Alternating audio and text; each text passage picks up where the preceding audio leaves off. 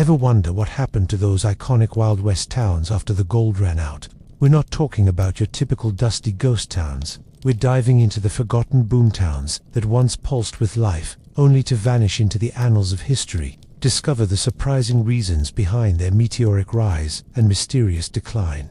From fleeting fortunes to peculiar social experiments, we are unearthing the forgotten boomtowns of the American Wild West, delving into the fleeting prosperity that birthed them and the mysterious forces that rendered them desolate. We will examine the unique economic and social dynamics that created these ephemeral settlements, exploring the specific industries and characters that defined their brief, vibrant lives before their inevitable transformation into silent ghost towns. Welcome back, traveler, to Boring History, a quiet corner of the world where we leave behind the noise of today and gently wander into the stillness of the past. Here, the fires of history burn low and steady, casting long shadows over forgotten stories. We are not here for kings and conquests, but for the quiet, strange, and sometimes unsettling moments that time nearly buried. Before you get comfy, go ahead and like the video and subscribe, only if you're actually enjoying it. Tell me in the comments where you're watching from and what time it is for you. I'm always curious to see the mix of places and time zones hanging out here together. Segment 1. The arrival. The wagon creaked to a halt at the edge of Redemption Gulch, its weathered wheels grinding against the sun-baked earth with a sound like bones being crushed under immense pressure. A noise so primal and unsettling that it sent shivers down Sarah Martinez's spine, despite the oppressive heat that radiated from the desert floor in waves visible to the naked eye. The noise echoed across the valley with surprising clarity, bouncing off the distant mountains that ringed the basin and returning as a ghostly whisper that seemed to mock her arrival, as if the land itself was laughing at her foolishness for coming to this godforsaken place. She wiped the dust from her eyes with the back of her hand, the rough calluses on her palm scraping against her sunburned cheeks and leaving streaks of mud where sweat had mixed with the fine desert powder that coated everything: her clothes, her skin, her hair, even seeming to coat the inside of her mouth and nose with its alkaline taste and smell. She blinked hard several times, trying to clear her vision through eyes that felt gritty and irritated, and stared at what remained of her grandfather's town, a sight that would be forever burned into her memory with all the permanence of a brand seared into flesh. The scene before her was something conjured from a fever dream or a nightmare, a settlement frozen in time, yet simultaneously ravaged by its inexorable passage, creating a paradox that hurt to look at directly, that made her brain struggle to reconcile the evidence of her senses with what she knew to be possible. Wooden buildings leaned at impossible angles that defied the laws of physics and engineering, like drunk men stumbling home after a long night at the saloon, clinging desperately to each other for support that neither could provide, creating a domino effect of decay where each structure propped up its neighbor in a precarious balance that seemed ready to collapse at the slightest provocation. Their paint had been stripped away by decades, no more than a century, she realized with the start of relentless sandstorms that swept through the valley with the regularity and precision of clockwork, each one scourging the structures a little more thoroughly, taking away another layer of civilization and revealing the raw wood beneath, until what remained was barely recognizable as human construction. The boards were bleached white as sun-dried bone, the kind that had lain too long in the merciless desert sun, being picked clean by scavengers, and weather splintered and cracked in patterns that looked almost deliberate in their complexity, as if some mad carpenter had planned these fractures as part of a larger incomprehensible design that only made sense from some impossible vantage point she couldn't access. Some planks hung by a single rusted nail that somehow still held, despite the weight and the wind and the passage of years. Swaying slightly in a breeze Sarah couldn't feel on her own skin, moving as if animated by some force other than wind, perhaps by the memory of movement, by the ghost of the air currents that had blown when this place was alive. Not a soul stirred in the streets that ran straight as arrows between the derelict buildings. Not a dog rooting through ancient garbage in search of sustenance. Not a tumbleweed bouncing along on the currents of air that should have been present in such an open landscape. Not even the flutter of a curtain in one of those empty windows that seemed to watch her with the hollow stare of skulls, their dark openings like eye sockets that had long since released whatever vision they once held, whatever capacity for seeing they once possessed. The emptiness was so complete, so absolute, that it felt like a presence in itself, like silence that had weight and substance, like absence that somehow took up space. Sheedy come here seeking answers about the old man S. final letter, that mysterious communication that had arrived 3 weeks after his funeral, after Sheedy scattered his ashes in his beloved garden, where he spent so many peaceful hours tending tomatoes and roses, after Sheedy boxed up his belongings and distributed them to family members and charity shops, after Sheedy tried to move on with her life and consign his memory to the past where it belonged. The letter had been postmarked from this place, from Redemption Gulch, which should not have been possible, given that he died in a hospital bed 300 miles away, surrounded by beeping machines that measured his failing vital signs, and worried family members who held his hands and whispered prayers, and told him it was okay to let go. The postmark itself was strange upon close examination, using an old-style cancellation mark that the Postal Service hadn't used in decades, with hand-stamped letters that were irregular and smudged, as if the letter had been mailed from the past, as well as from this ghost town, as if it had traveled through time as well as space to reach her mailbox. The letter itself had been brief, almost to the point of being cryptic, written in his characteristic shaking hand that Sheedy watched deteriorate over the final years of his life, as illness stole his strength and coordination, the letters growing larger and more irregular as his control diminished. Sarah, Mia, there is unfinished business here in the place where everything began and ended for me, where my story started and where it must conclude. A debt that needs settling, a wrong that needs righting, a story that needs its proper conclusion so that all the characters can finally rest. What I couldn't do in life, couldn't finish before my time ran out and my strength failed me.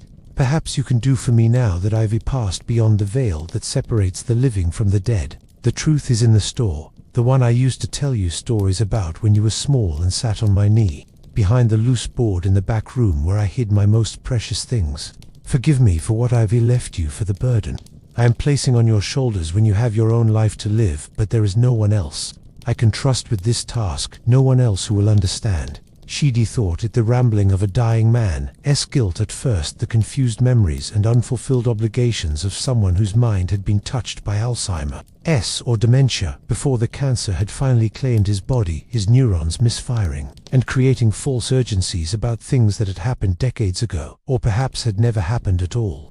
Perhaps he'd written it during one of his lucid periods, those brief windows of clarity that sometimes appeared between the fog of medication and illness, but had dated it wrong or addressed it incorrectly in his confusion. Or maybe it had been lost in the mail for months, sitting in some sorting facility, or misdelivered to the wrong address, before finally finding its way to her doorstep like a message in a bottle washing up on shore long after the shipwreck. But something in those words had called to her across the miles that separated her.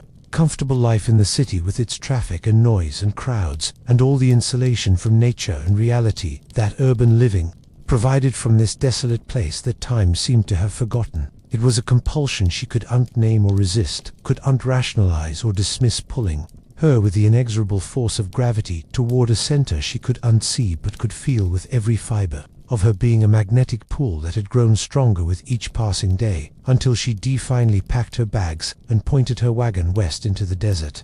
As the sun began its descent behind the skeletal remains of the church steeple, painting the sky in shades that ranged from blood orange to deep purple to almost black at the zenith, where the first stars were beginning to appear, she couldn't shake the feeling that those empty windows were indeed watching her arrive with focused attention, tracking her movements with an awareness that felt anything but accidental or passive, as if the buildings themselves had eyes, or as if something behind those windows was observing her with interest or malice, or perhaps just curiosity about this stranger who wandered into their domain. The sensation crawled across her skin like hundreds of tiny spiders, each one leaving a trail of goosebumps in its wake, despite the lingering heat of the desert day that still radiated from the earth beneath her boots, heat that had been building all afternoon and would take hours to dissipate into the cooling evening air. She climbed down from the wagon seat with movements made stiff and awkward by 3 days of travel over rough desert roads that had tested both her endurance and her vehicle's suspension,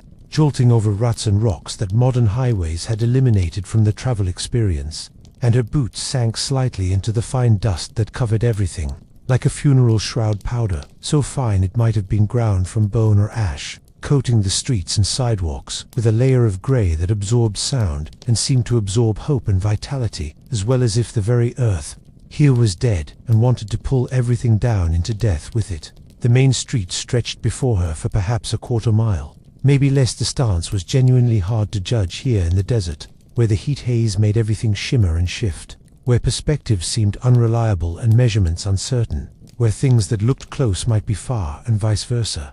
The street was lined with the husks of what had once been a thriving community full of life and ambition, and the rough optimism that characterized the American frontier, when people believed that hard work and determination could overcome any obstacle and transform wilderness into civilization. A saloon with its ornate false front now tilted at a crazy angle that should have caused it to collapse, but somehow had empty, its battering doors hanging askew on broken hinges, with one door missing entirely, probably blown away in some long-ago storm and never recovered or replaced. A general store with its false front sagging forward as if bowing to acknowledge her presence in some grotesque parody of hospitality. Its windows empty of glass and goods alike, just dark rectangular openings that looked like the sockets of a skull. A bank with barred windows that had once protected valuables and cash, but now protected nothing at all. The bars themselves rusted through in places to create gaps large enough for a child to slip through, rendering their protective function completely obsolete. A hotel whose second-story balcony looked ready to collapse at any moment, held up by nothing more than habit and the memory of when it had been strong, when guests had stood there in the evening watching the street below and greeting neighbors and enjoying the cooler air that rose above the heat-baked ground. And at the far end of the street, presiding over the town like a stern and disappointed parent who'd watched their children go astray, stood the church with its steeple pointing accusingly at the heavens like a finger raised in judgment against a God who had allowed this place to fall into such ruin, who had permitted whatever catastrophe had emptied it of life to occur without divine intervention, without miracle or mercy. Sarah led her horse, a patient mare named Esperanza Hope, in English, a name that now seemed bitterly ironic given the hopelessness of the scene before. Her hoodie carried her faithfully across the desert without complaint, despite the heat and the lack of proper roads to what remained of a hitching post outside the general store. The wood was so dry and desiccated that it crumbled under her touch like ancient papyrus or burned paper, breaking apart into fragments that were barely more substantial than the dust they fell into, adding to the grey coating that covered the sidewalk and seemed to cover everything in this town like a shroud.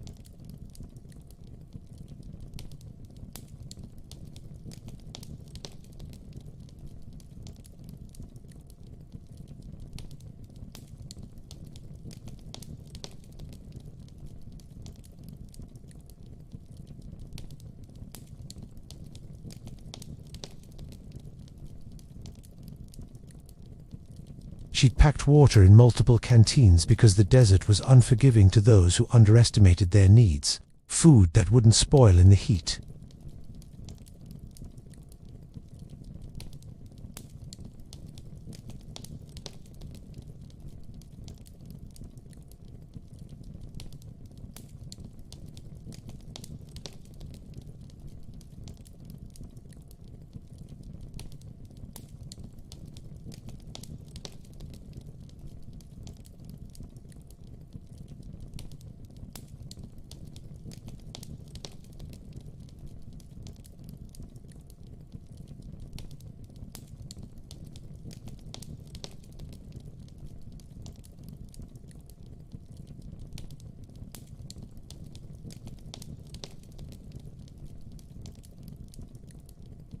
Comprehension, syllables that might have been English or Spanish or something older, something that predated both European languages.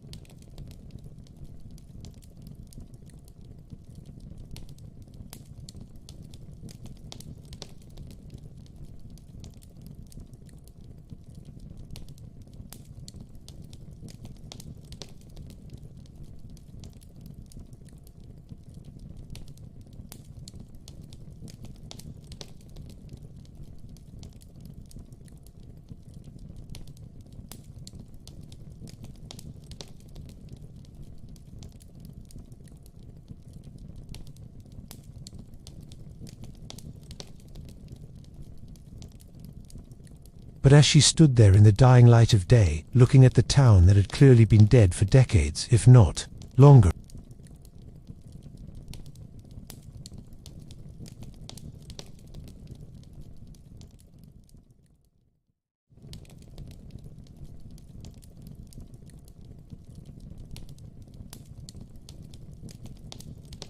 not the rational fear of scorpions hiding in dark corners where they waited for warm-blooded prey to wander within striking distance, or rattlesnakes coiled in the shade, conserving energy for their next hunt, or the prosaic dangers of being a woman alone in a remote place, far from help or witnesses, far from cell phone towers or passing traffic, or any of the safety nets that modern civilization provided its citizens. This was something deeper and more primal, something that rose from the lizard brain where instincts older than language resided, from the part of human consciousness that had kept the species alive when saber-toothed cats prowled and dire wolves hunted in packs, flooding her system with adrenaline that had no clear target to fight or flee from, preparing her body for a threat her conscious mind could identify or articulate, but her unconscious mind recognized as real and present and dangerous. The fear that some places are dead for a very specific reason, that their abandonment is random or accidental or merely economic, the result of played-out minds or failed businesses or routes that bypassed them but necessary, that their VA been left empty as a warning to others or a quarantine around something dangerous that must be contained. The fear that the dead don't always rest easy, especially when their stories remain unfinished, their debts unpaid, their wrongs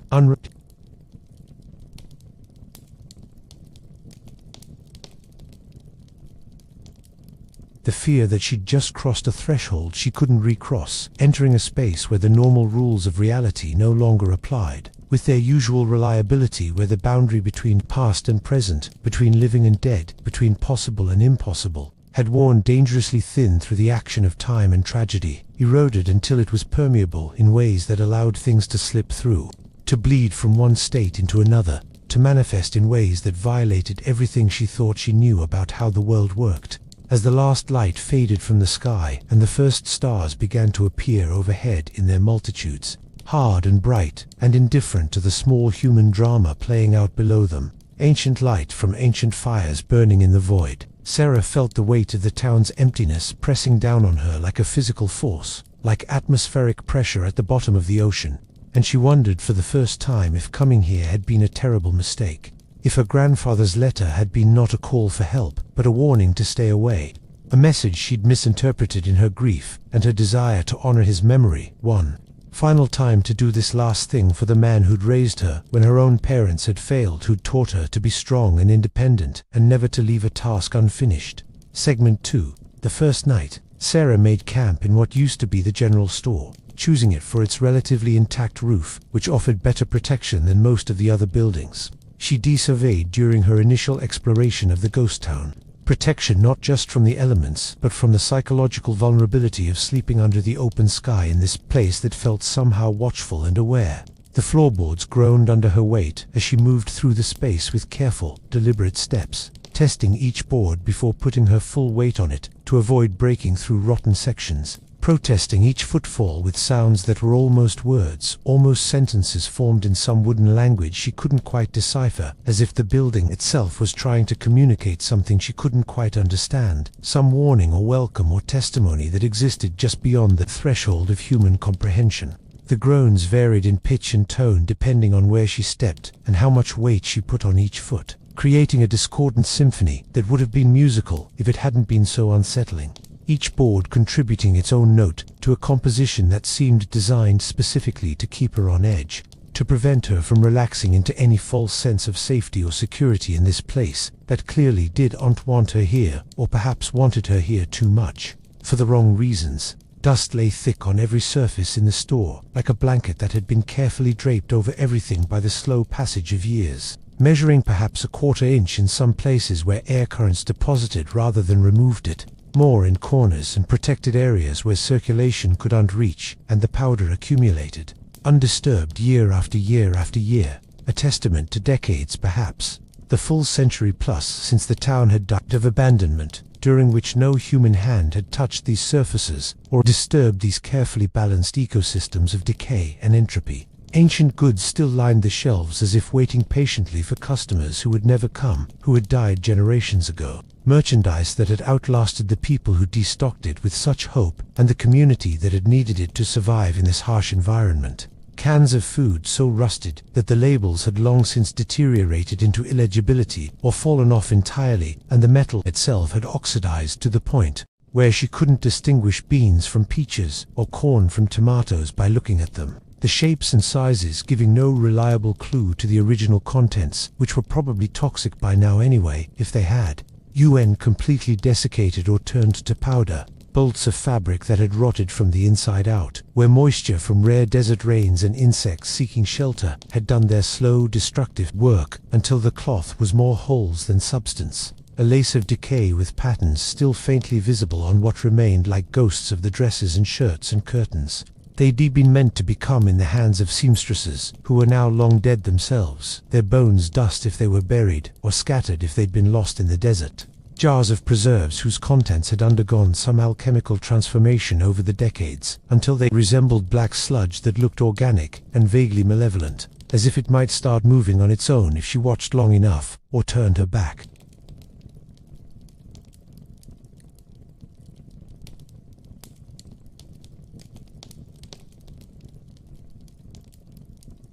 A long counter ran along one wall, its surface a palimpsest of human activity that could be read like a book if you knew how to interpret the marks scarred with knife marks from countless transactions where clerks had cut, twine to wrap packages or open shipments with blade rather than scissors. Cigarette burns from when customers had rested their smokes on the wood while shopping and gossiping and conducting the small business of daily life. Water stains from condensation and spills that had soaked into the unfinished wood and left permanent shadows and rings, all the accumulated evidence of commerce and human interaction, now frozen in time like artifacts preserved in amber or volcanic ash, waiting for an archaeologist who would never come to interpret their meaning and reconstruct the lives they represented. Behind the counter stood more shelves in a state of mild disarray, once meticulously organized but now shifted and jumbled, where earthquakes or structural settling had disturbed their contents over the years. Shelves that had held tobacco and ammunition and patent medicines promising to cure everything from consumption to female complaints to general malaise, and all the sundries that a frontier town might need to maintain the comforting illusion of civilization in the midst of wilderness, the small luxuries and necessities that made hard lives slightly more bearable and gave people the sense that they were uncompletely cut off from the broader world of commerce and culture. She used an old broom she found leaning in the corner like it had been waiting for her, its bristles stiff and partially rotted, but still functional enough for basic sweeping, to clear a space near the back wall where she'd be invisible from the windows and therefore protected from observation by whatever might be watching from outside, away from the glassless openings that offered no protection from either weather or whatever might be outside in the dark, watching and waiting. She swept carefully and methodically, the broom raising clouds of dust that made her cough despite covering her mouth with her sleeve, revealing floorboards underneath that were surprisingly intact, once cleared of their coating of debris, showing the grain of wood that had been expensive when it was laid down over a century ago, a point of pride for whoever had built this establishment and wanted it to be permanent and respectable. She built a small fire using wood she'd brought with her in the wagon specifically. For this purpose she did untrust the structural timbers of the building to burn safely, fearing they might be load-bearing and that removing them for firewood might trigger a collapse, or that they might carry fire to other parts of the press structure through cracks and hidden passages, and arranged stones from outside in a careful circle to contain the flames and prevent them from spreading across the wooden floor and turning her shelter into a death trap.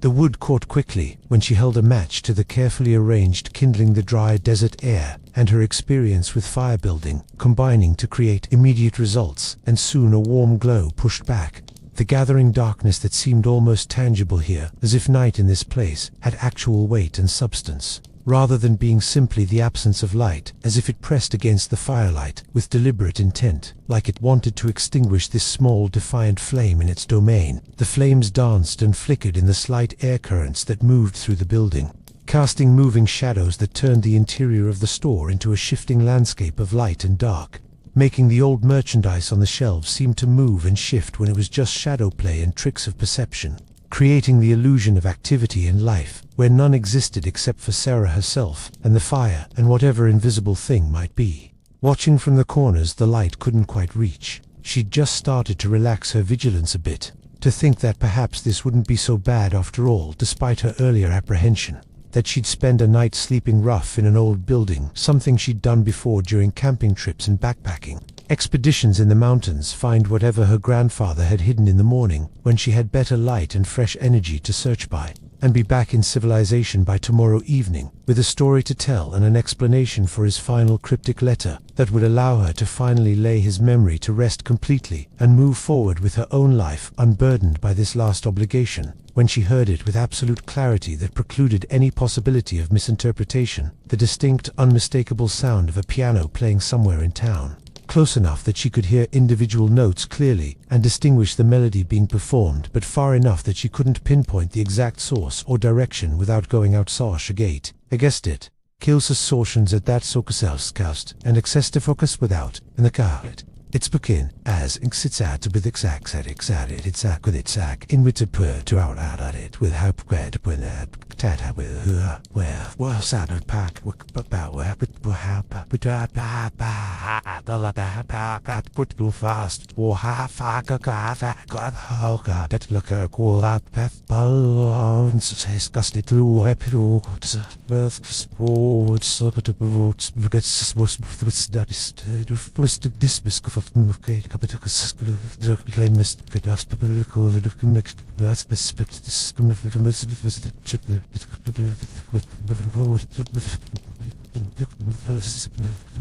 the melody was mournful and old, something she almost recognized from her childhood, like a half-remembered dream, a tune her grandfather might have hummed when she was small and he was still strong and vital, and the world had seemed safe before age and illness had bent his back and stolen his vigor and reduced him to the frail figure she'd visited in the hospital during those final terrible weeks when death circled closer each day. Each note hung in the air with crystalline clarity that was impossible to mistake for the wind creaking through old boards or the settling of ancient structures or any other natural explanation her rational mind desperately tried to supply in an attempt to maintain the comfortable fiction that she was alone here, that nothing supernatural was occurring, that there was a logical explanation if she just thought hard enough about it and refused to give in to superstitious fear. The song was the ballad of the dying cowboy, she realized with a chill that had nothing to do with the evening temperature, which remained warm.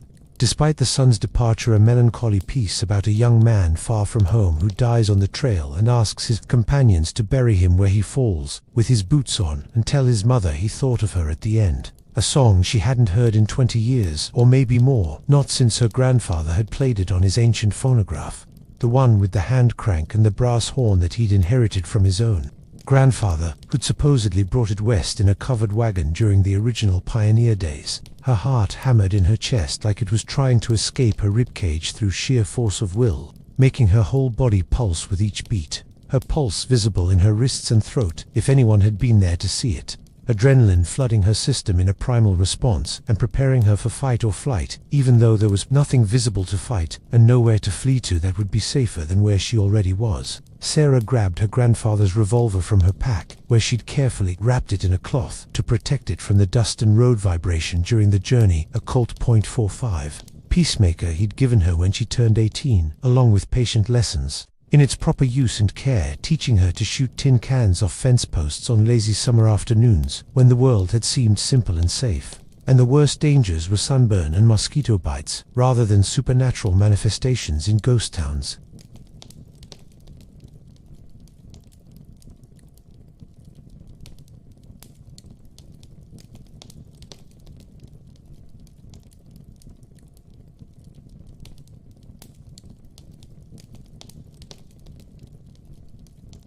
She checked the cylinder out of long habit instilled by repetitive training the way her grandfather had drilled into her until it became automatic muscle. Memory that required no conscious thought, confirming that all 6 chambers were loaded with the modern ammunition she'd purchased before leaving the city.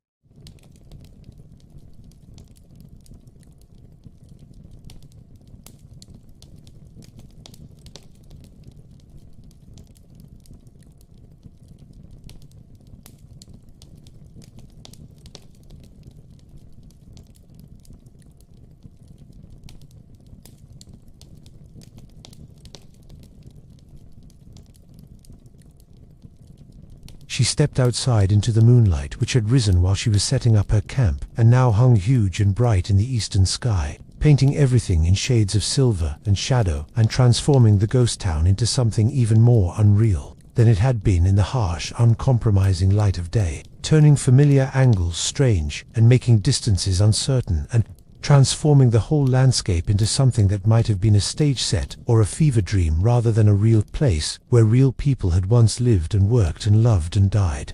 The music seemed to drift from the saloon 3 buildings down from where she stood on the wooden sidewalk, the notes floating through the still air like ghosts themselves, rising and falling with a practiced skill that suggested a real player with years of training rather than some mechanical music box winding down or a player piano operating without supervision or someone fumbling at keys they did not know how to properly use. She could hear the expression in the playing, the slight variations in tempo and dynamics that marked human interpretation rather than mechanical reproduction, the way certain notes were held slightly longer than strictly necessary for emotional effect. The subtle use of what must be the sustain pedal to let notes blend into each other and create harmonies. This was someone who knew how to play, who understood music as an art form rather than just a mechanical process of pressing keys in the correct sequence at the correct time. She approached slowly and carefully, placing each foot with deliberate precision to avoid making noise on the wooden sidewalk that fronted the building's boards that were loose and creaky and would announce her presence like a drum roll if she was uncareful, the revolver held low and ready in a proper 2-handed grip, her thumb on the hammer, her finger resting alongside the trigger guard the way her grandfather had taught her, never on the trigger itself unless you were ready to shoot, he'd said many times with great emphasis, because accidents happen faster than thought and regrets last forever, because a gun is always loaded until you personally verify otherwise with your own eyes, because respect for the weapon is the first and most important rule of gun safety that prevents tragedy. The saloon's battering doors swung gently back and forth, rhythmically in a motion that suggested very recent passage, as if someone had just walked through them moments before, and the momentum had yet dissipated, and friction had yet brought them to rest, though there was no wind that she could feel, not even the slightest breeze to stir the dust that covered every surface or ruffle her hair, or cool her skin, or move the doors in that particular pendulum-like way that indicated they'd been pushed by a solid object, rather than blown by air currents moving through the space. The music continued unabated and seemingly unaware of her approach, building toward what should have been a crescendo in the piece, according to her memory of how the song was supposed to go. The final triumphant or tragic notes that would conclude the melody and bring emotional resolution to the story the song was telling about death and memory and the frontier, and then it stopped abruptly in a way that felt wrong.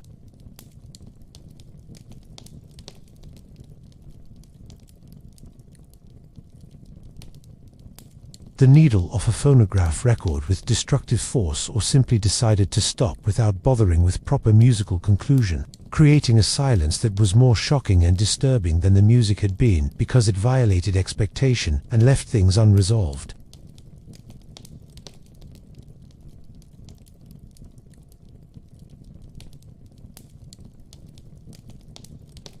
Like the atmosphere before a lightning strike, when the air pressure drops and every animal instinctively seeks shelter. Like the world was holding its breath, waiting for something terrible to happen, for the other shoe to drop.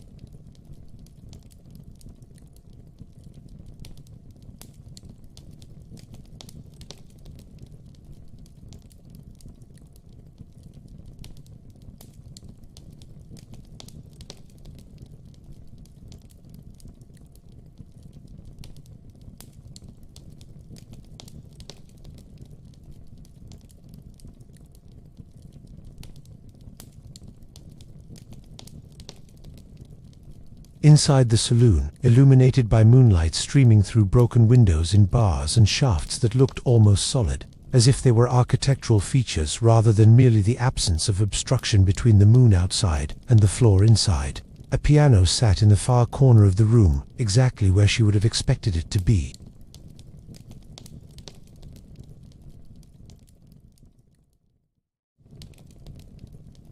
Like the bones of something long dead, exposed to air and light and the slow processes of decay.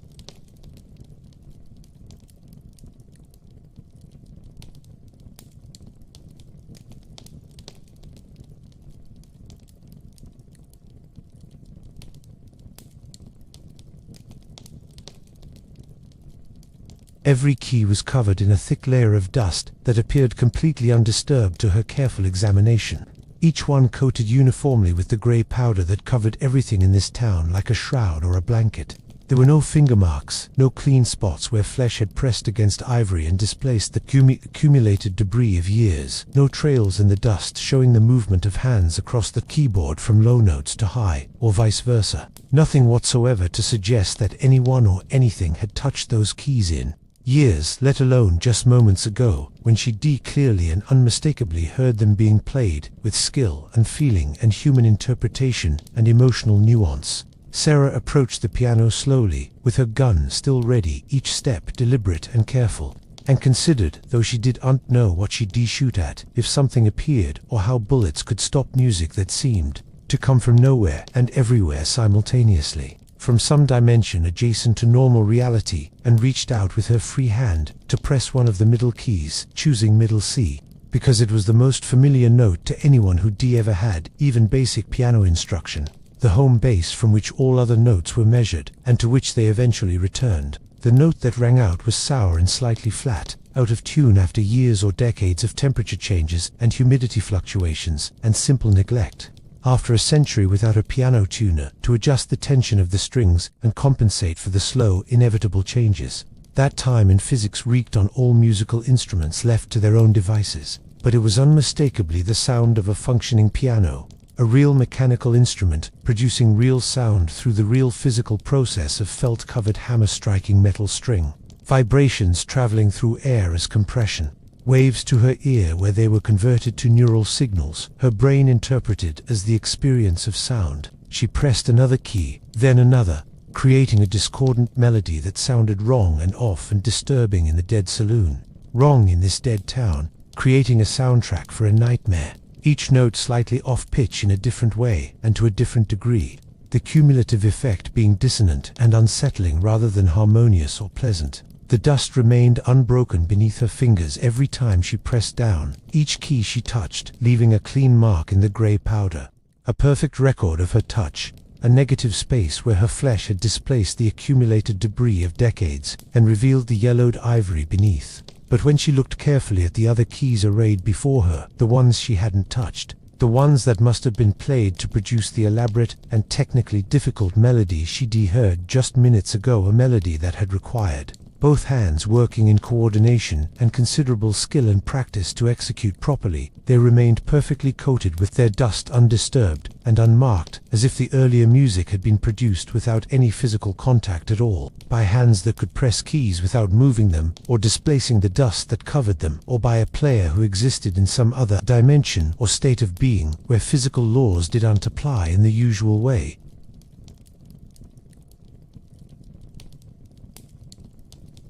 A chill ran down her spine despite the warmth still radiating from the day's heat trapped in the building's sun-baked boards.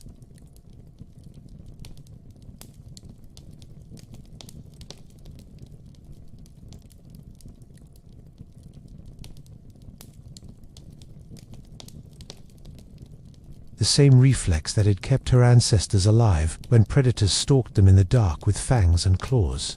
The instinctive recognition that she was in the presence of something dangerous or unnatural or both, something that her rational modern mind could explain but her animal hindbrain recognized as a threat to survival.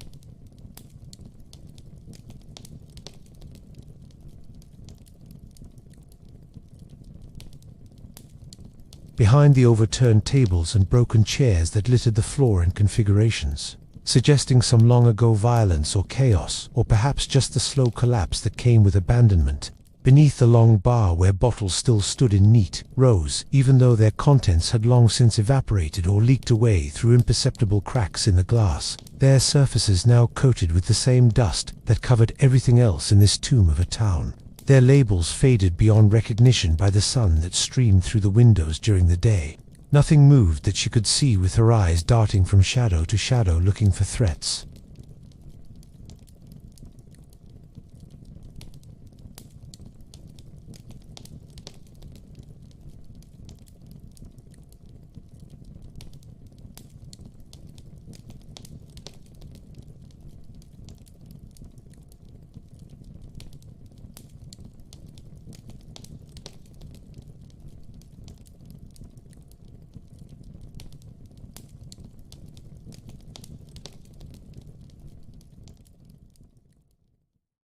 and into some sixth sense she had unknown she possessed. Unmistakable and undeniable, despite having no physical evidence to support the feeling.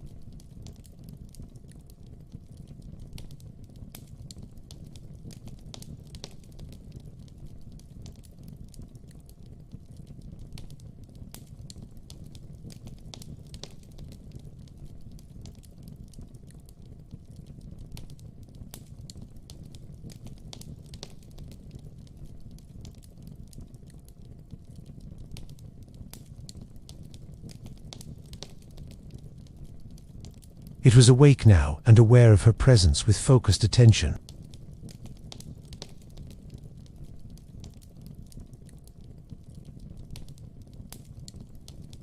Perhaps deciding what to do about this intruder in its domain who violated the sanctity of this dead place.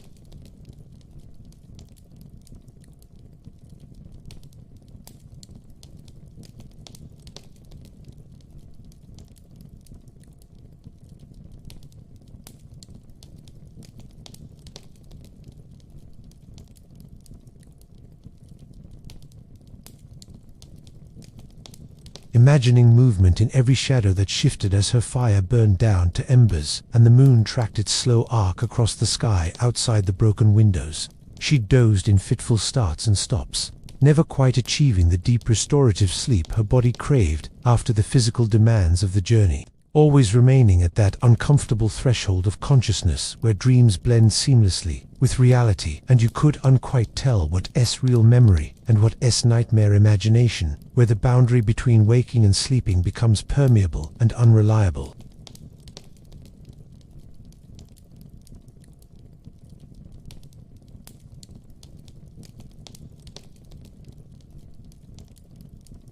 She felt her courage return along with her rationality and her sense of purpose, daylight having the effect it always did of making nighttime fears seem foolish and overblown products of an overactive imagination working overtime in the dark.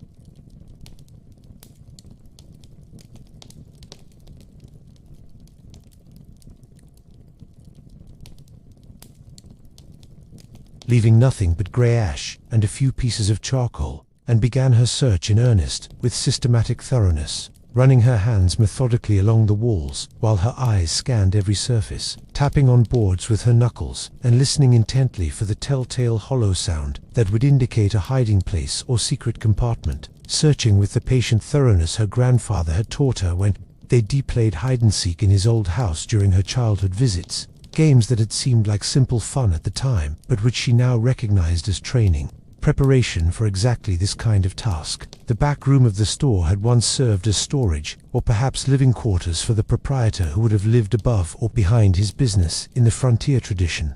A small utilitarian space with a single window that looked out onto the narrow alley and the skeletal remains of an outhouse that had long since collapsed into itself. A pot-bellied stove had once stood proudly in one corner, providing essential heat during the cold desert. Winters that could be surprisingly brutal, despite the intense daytime heat, but now only its rusted remains lay scattered in pieces on the floor, like the bones of some mechanical creature that had died and been picked apart by scavengers' screws and bolts, and metal fragments scattered among the larger components of the body and door and flue.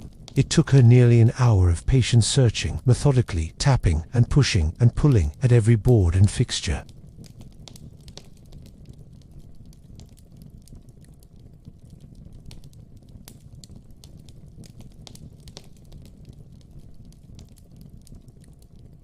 But it would have been completely hidden when the appliance was in place and serving its intended purpose, creating a perfect secret compartment that no casual observer would ever discover.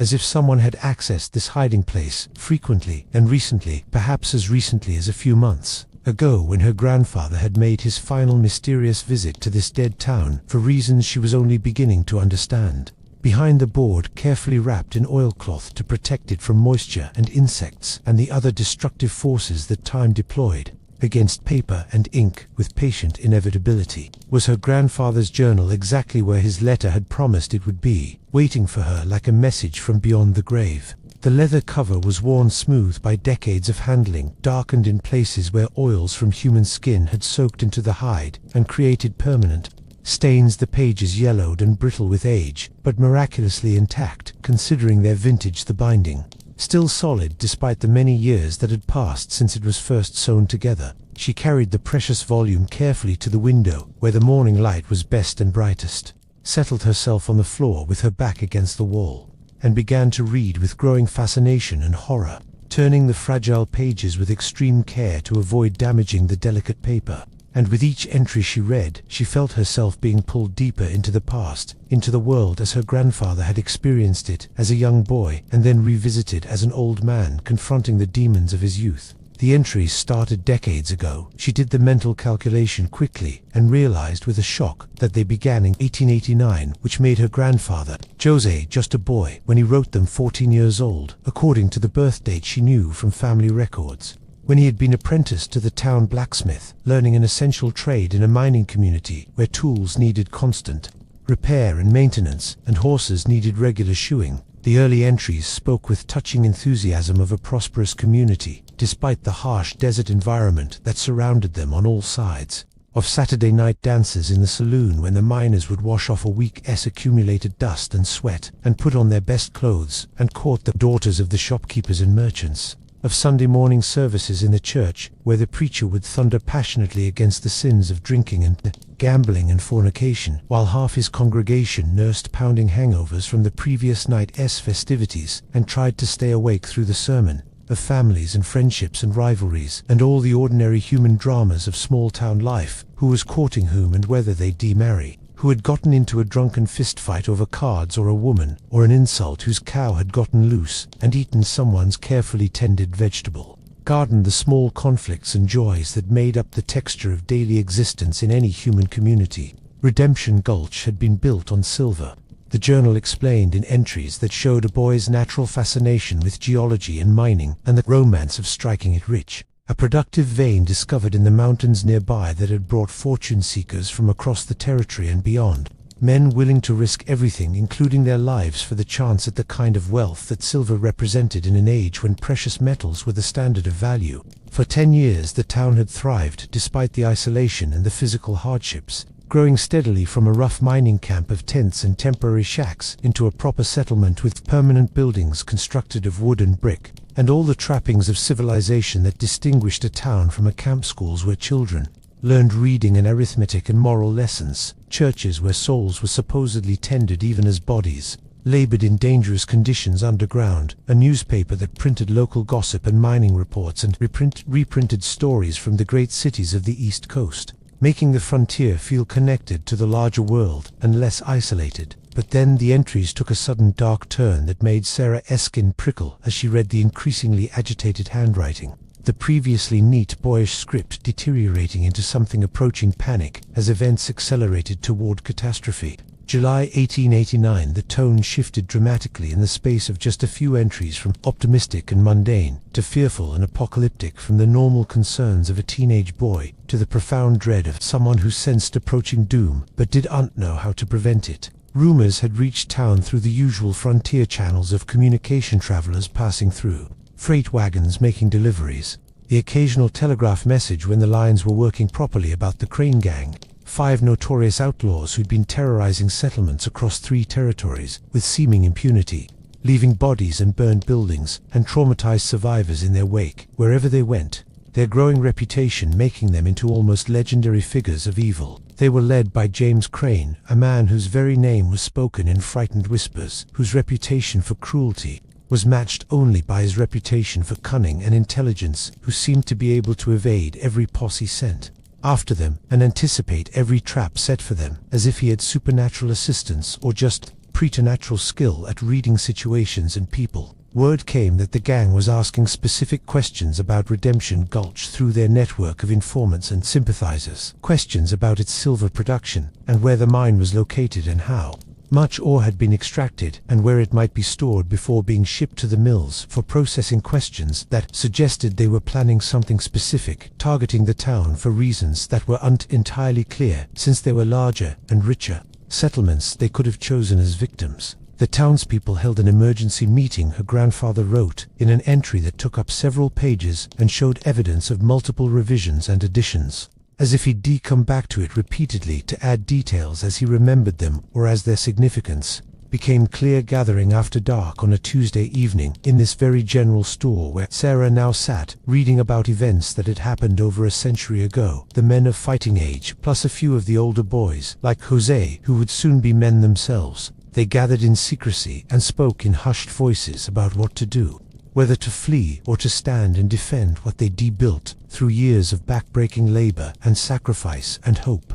The decision was made after much debate and argument not to run like cowards and abandon what they'd worked so hard to create, not to let outlaws drive them from their homes and businesses and the lives they'd established, but instead to prepare to defend themselves, to stand their ground like men, to protect their families and property and livelihoods from the predators who thought they could take whatever they wanted through violence and intimidation. The blacksmith, a man named Ezekiel Stone, who young Jose described with obvious admiration and something approaching hero worship, had presented a plan to the assembled men with the confidence of someone who'd thought it through carefully and believed it would work. He would forge special silver bullets crafted from the very ore that had brought prosperity to their town. Bullets that would carry symbolic as well as practical weight in the coming confrontation. There was an old superstition, he claimed, drawing on folklore and legend and his own family's half-remembered traditions from the old country across the ocean, that silver bullets could kill anything, no matter how evil or seemingly invincible. Even the devil himself, if you could get a clear shot, even creatures or men who seemed immune to ordinary lead projectiles.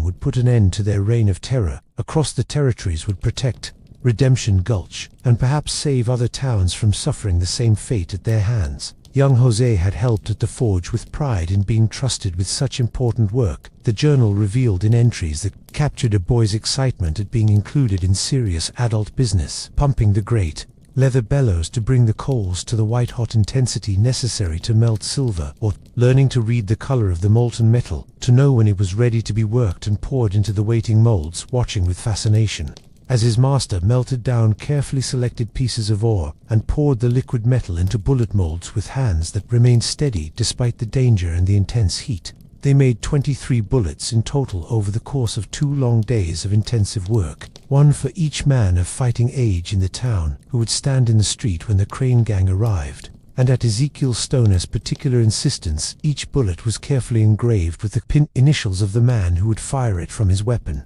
creating a personal connection between shooter and ammunition, between defender and tool of defense, as if that individual connection would make the bullets more effective or bind the men more firmly to their purpose and their duty to protect their community. Then came the entry for July 15, 1889, written in a shaking hand that was barely legible in places where emotion had affected his motor control, the words running together where tears or perhaps blood she could untell, which after so many years had fallen on the page and blurred the ink into smudges, making some passages nearly impossible to decipher.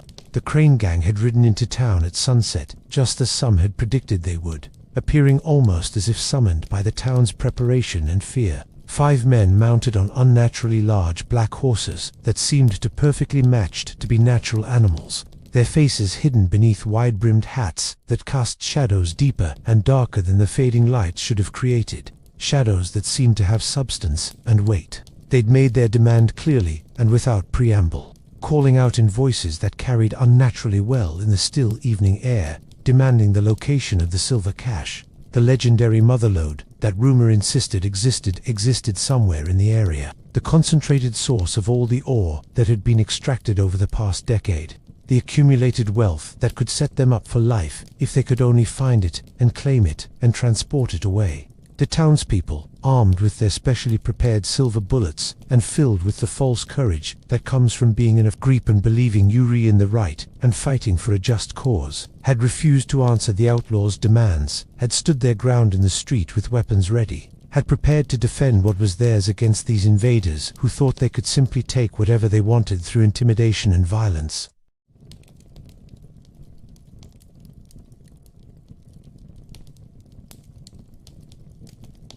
As if the trauma was so deep that linear narrative was impossible and Jose could only capture disconnected images and sensations from that terrible evening.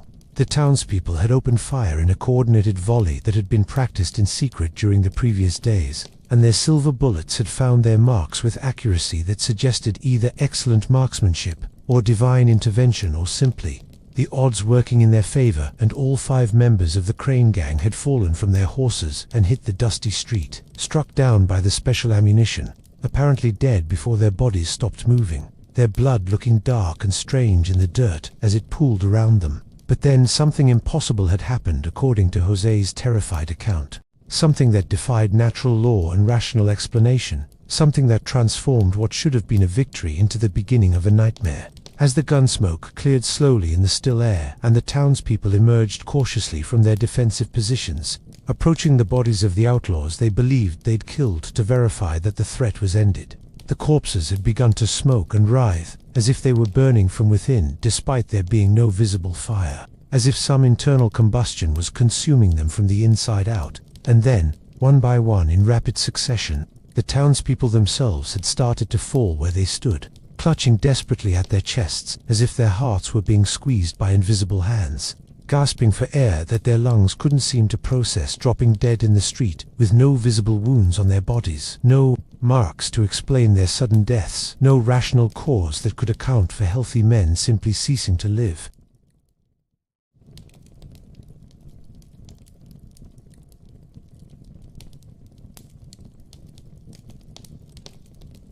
Surrounded by their horrified families and friends who could do nothing but watch helplessly as life fled from bodies that should have been healthy and whole, as husbands and fathers and sons simply stopped breathing and collapsed and died for no reason that anyone could see or understand. By the dawn of July 16th, 23 souls lay dead in the main street of Redemption Gulch, not the Crane gang whose bodies had somehow vanished during the night despite being shot and killed, disappearing as mysteriously as they'd appeared with no trace left behind, but the defenders of the town themselves, the very men who'd tried to protect their community and families, laid out in a grim row while the survivors tried to make sense of what had happened.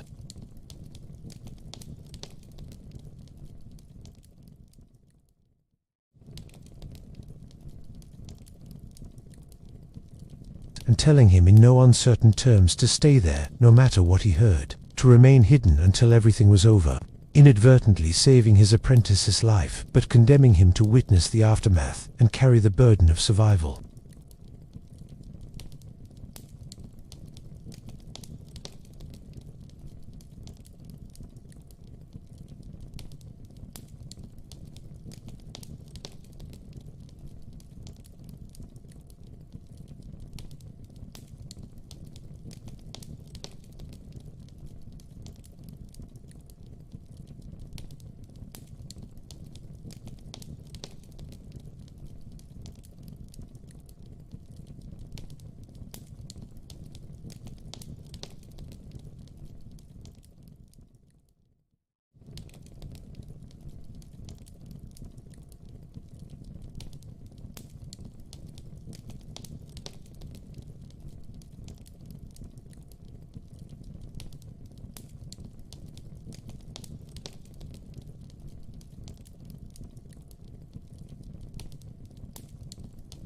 exclaimed, something that made Sarah's blood run cold in her veins and her hands tremble so badly she almost dropped the precious volume. "They're all still here," he'd written in letters that wandered unsteadily across the page, as if his hand had barely had the strength to form them, as if writing these words had taken all his remaining energy, waiting in that place between life and death, watching from the shadows.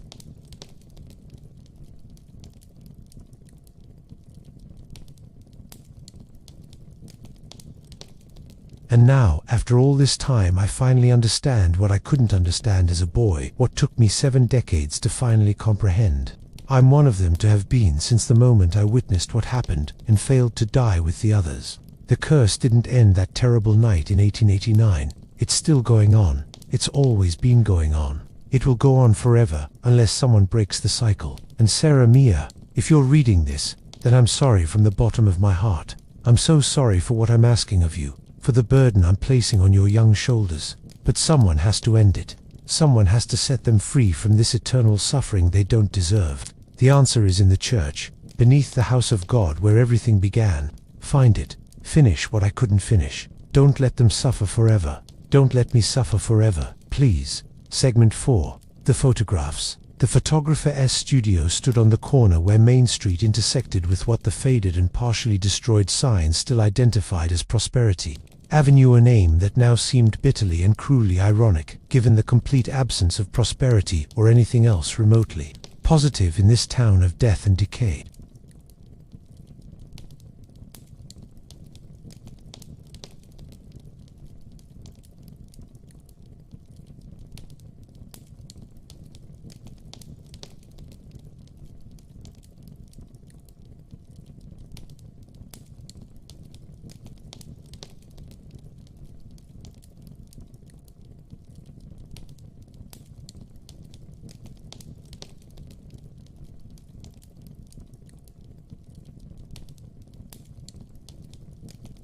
Inside the studio, she found the remnants of a life and a profession interrupted mid-task, as if the photographer had simply stepped out for a moment and never returned, as if time had stopped in this room, just as it seemed to have stopped for the entire town.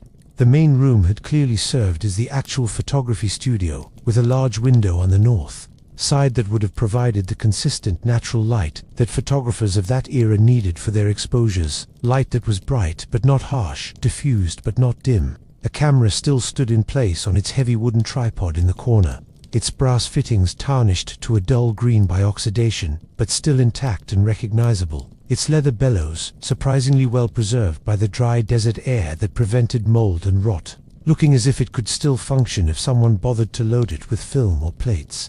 Painted backdrops hung on the walls in various states of preservation, a formal garden scene, complete with urns and flowers, a library setting with bookshelves and a globe, a parlor interior with furniture and drapery all faded by exposure to light over the decades and peeling away from their canvas backing, but still recognizable for what they'd been, still showing the skill and artistry that had gone into creating these illusions of prosperity and culture for people who lived in rough frontier conditions. The back room revealed an even more remarkable state of preservation that seemed almost miraculous given the passage of time. A gift from the particular conditions of temperature and humidity in this desert climate. Here was the photographer's darkroom, where the magic of image creation had happened, and scattered across the workbench were shallow developing trays made of glass, their surfaces still intact and unbroken, after more than a century, a testament to their quality and to the lack of disturbance in this sealed room.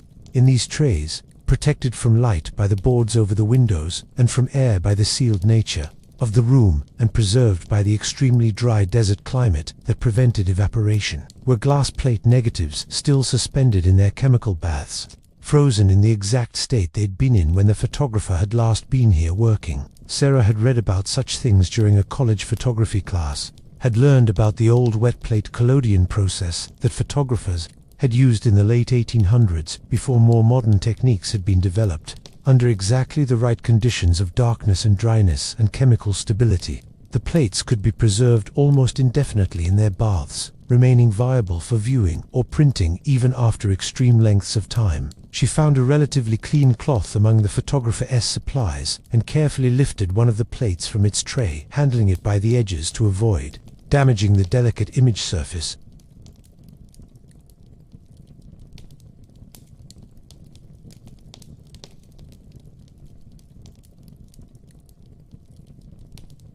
The tones reversed as negatives always were, dark where things should be light, and light where they should be dark, showing a family portrait that must have been taken in the final days or weeks before the massacre. A stern-looking man and a woman with a kind face stood rigidly as the long exposure time required, with 3 children arrayed before them in descending height, order, all dressed in their Sunday best clothing that would have been carefully saved for special occasions like this, frozen in that solemn expression that people wore for photographs when exposure times required them to hold perfectly still for many seconds, and smiling was difficult to maintain. The detail captured in the image was remarkable considering its age, showing clearly the patterns in the woman's dress, the individual buttons on the man's vest, the small toys clutched in the children's hands for comfort. During the ordeal of sitting still, every texture and fold and feature rendered with crystalline clarity, but it was what she saw lurking in the background of the image that made her hands start to shake uncontrollably and her breath catch in her throat. What she noticed only after her eyes had adjusted to reading the reversed tones of the negative.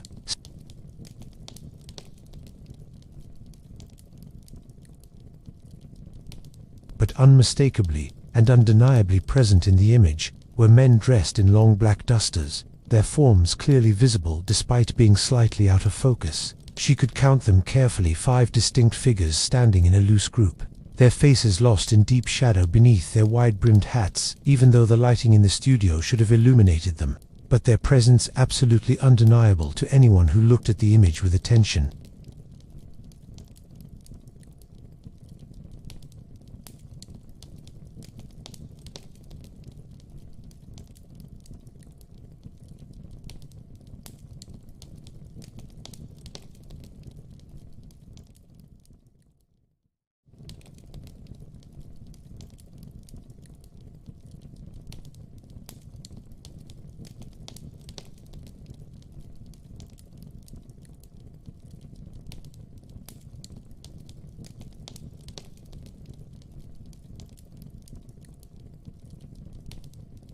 Watching the celebration with what could only be described as hungry anticipation, even though their faces remained indistinct and shadowed their attention, focused on the revelers who seemed completely unaware of their presence.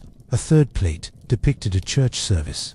The entire congregation of Redemption Gulch, seated in their pews in neat rows, faces turned toward the preacher, who stood at his pulpit with one hand raised in emphasis, captured mid-sermon, probably preaching about sin or redemption or the state of their immortal souls. The 5 mysterious men stood at the very back of the church, separate and apart from the congregation, observers rather than participants in the worship, their dark clothing making them stand out starkly against the white-painted walls of the church interior.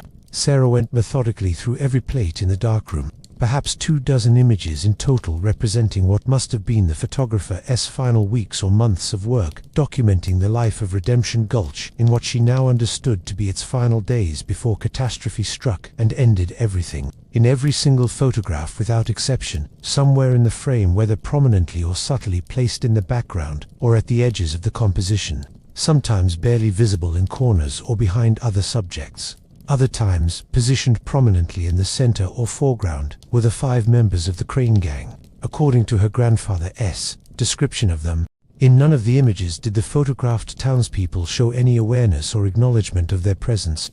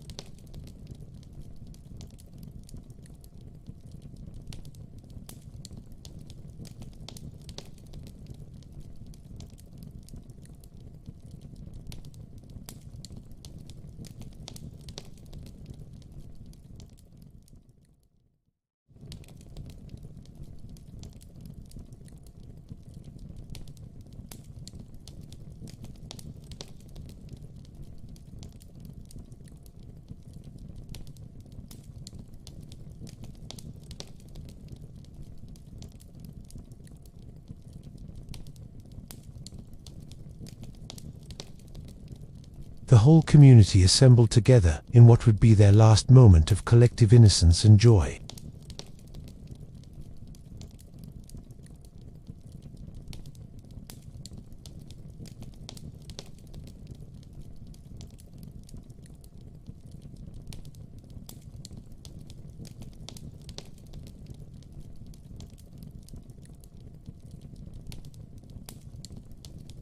They dominated the center of the frame, bold as brass, their positions suggesting they were the real subject of the photograph, even though they were surrounded by dozens of townspeople who should have been the focus.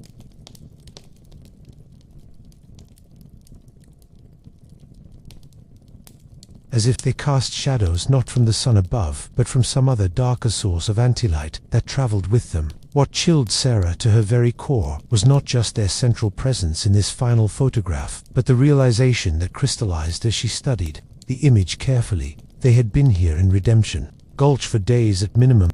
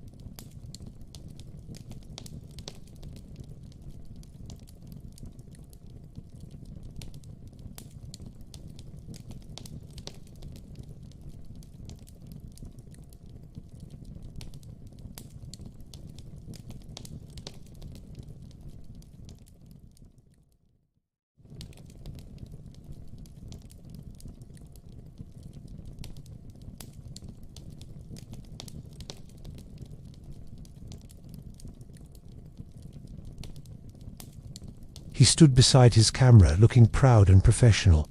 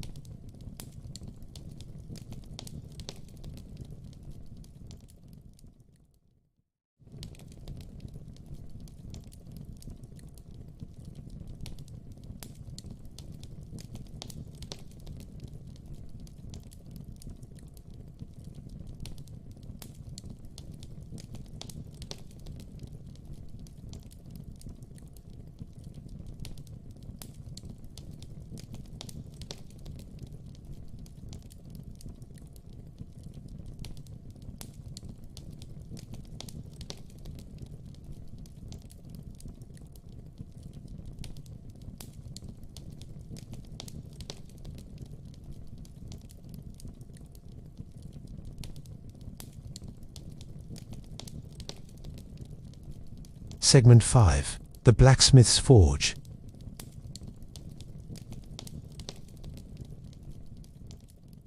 A squat utilitarian building constructed of stone rather than wood, built to withstand the intense heat and flying sparks that were inevitable in metalworking.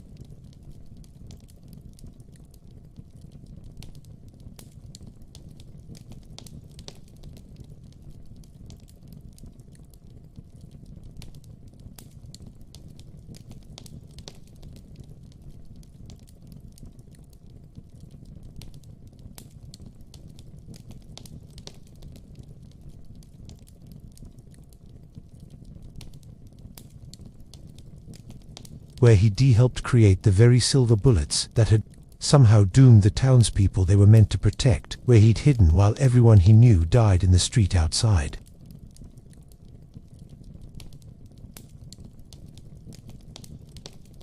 And Sarah had to put her shoulder against it and push with considerable force to make it move, scraping across the threshold and leaving a fresh arc in the accumulated dust.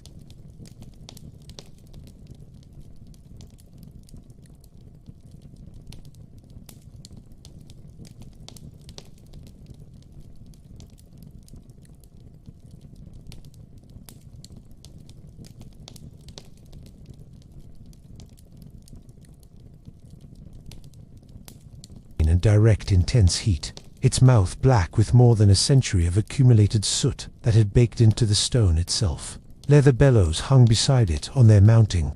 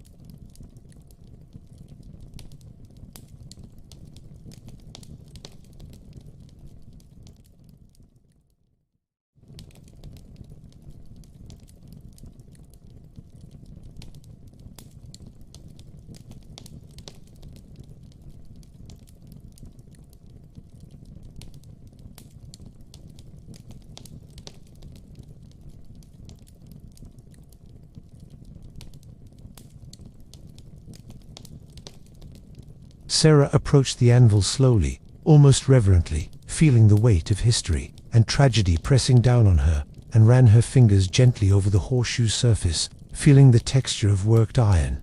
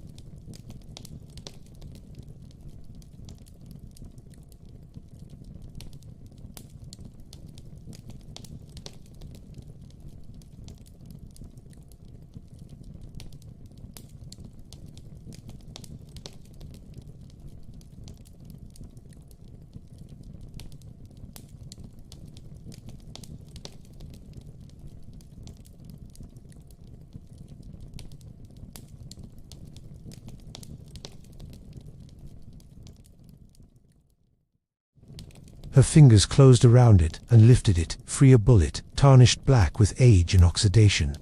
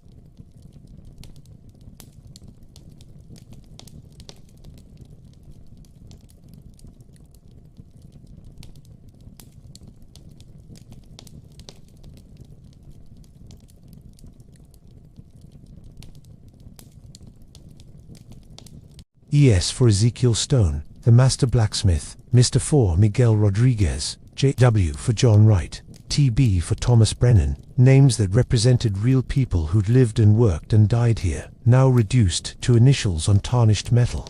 All 23 bullets accounted for.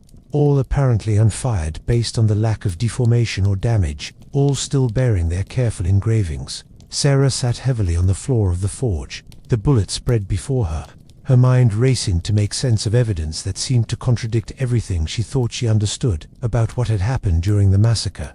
The physical evidence before her eyes contradicted the written record in her grandfather's journal completely and absolutely. Either the journal was wrong, the confused or deliberately false recollections of a traumatized boy who de-witnessed something his mind could properly process, and had created a narrative to explain it, or something far stranger and more complicated had occurred that terrible night. She thought about the photographs she'd just examined in the studio about the gang members appearing in images taken days before the massacre, their presence visible to the camera, but apparently invisible or unacknowledgeable to the living townspeople who shared the frame with them. She thought about the piano playing in the abandoned saloon with no physical hands touching the keys. She thought about her grandfather's final entry, claiming he was one of the trapped dead despite having lived for 70 more years. A new theory began to form in her mind, one that made a terrible kind of sense when you accepted that the normal rules of reality didn't seem to apply in Redemption Gulch. What if the townspeople hadn't killed the Crane Gang at all in any conventional sense? What if they fired their specially prepared silver bullets at targets that couldn't be killed by conventional means, because they weren't truly alive in any conventional sense, because they were already dead or had never been fully human to begin with? Spirits or demons, or whatever term you wanted to use for entities that existed outside the normal boundaries of life and death. And what if the curse that her grandfather had mentioned was about the townspeople successfully killing the outlaws and suffering supernatural revenge, but about attempting to kill what was already dead, about firing bullets engraved with the names of living men at targets that existed beyond normal life and death, creating some kind of mystical feedback loop or reversal? The silver bullets would have to go somewhere, would have to have some effect, even if they couldn't kill their intended targets in the conventional sense. Perhaps they had rebounded somehow, returned to sender through supernatural mechanics, struck down the very men whose names were carved into the metal with such care and precision. Perhaps each defender of Redemption Gulch had unknowingly killed himself the moment he pulled the trigger on his personalized silver bullet, his own name acting as a target designator that turned the weapon back on the shooter. Perhaps the bullets lying in the forge ash were the ones that had been fired at all. They would be new manifestations, echoes, physical representations of the curse, made tangible and real in this place where the barriers between metaphysical and physical had worn dangerously thin. In the corner of the forge, Sarah found a workbench covered with papers and tools, and among the debris was a ledger, the blacksmith's careful record of commissions and payments received for work completed. The entries were methodical and precise, showing the mind of a craftsman who took his business seriously and kept accurate accounts. The final entry in the ledger was dated July 14, 1889, one day before the massacre, and it read in Ezekiel Stone's careful hand, 23 bullets of pure silver, each engraved with initials as specified by the customer. For ES and the Defense Committee. Payment in full received. May God have mercy on us all. That final phrase, may God have mercy on us, all suggested that Ezekiel Stone had understood on some level that what they were planning was dangerous in ways beyond the obvious physical danger of confronting armed outlaws, that they were dealing with forces they didn't fully understand. Tucked into the ledger between pages was a folded piece of paper, brittle with age but still intact, that crackled when Sarah unfolded it carefully. It was a map, hand-drawn but surprisingly precise and detailed, showing the layout of Redemption Gulch with all its buildings labeled. The church was circled in heavy ink that had been applied with enough pressure to nearly tear through the paper, emphasizing its importance. Beneath the circle someone had written in a shaking hand that she now recognized immediately as her grandfather's, though this seemed much older than the journal entries, perhaps written during his brief return to the town in his final days. The source, where it began, where it must end. She recognized the handwriting, the characteristic formation of letters, the particular way he crossed his T's, and dotted his. Sarah carefully gathered the 23 silver bullets and placed them in her pack alongside the photographs and the journal, though she had no clear idea yet what she would do with them or how they might be useful in accomplishing whatever task her grandfather had set for her. She understood now that they were more than just failed weapons. They were artifacts of the curse itself, physical representations of the supernatural trap that had been sprung on this town and its people, evidence of the terrible price paid for trying to fight evil with methods that belonged to the same dark realm the evil came from.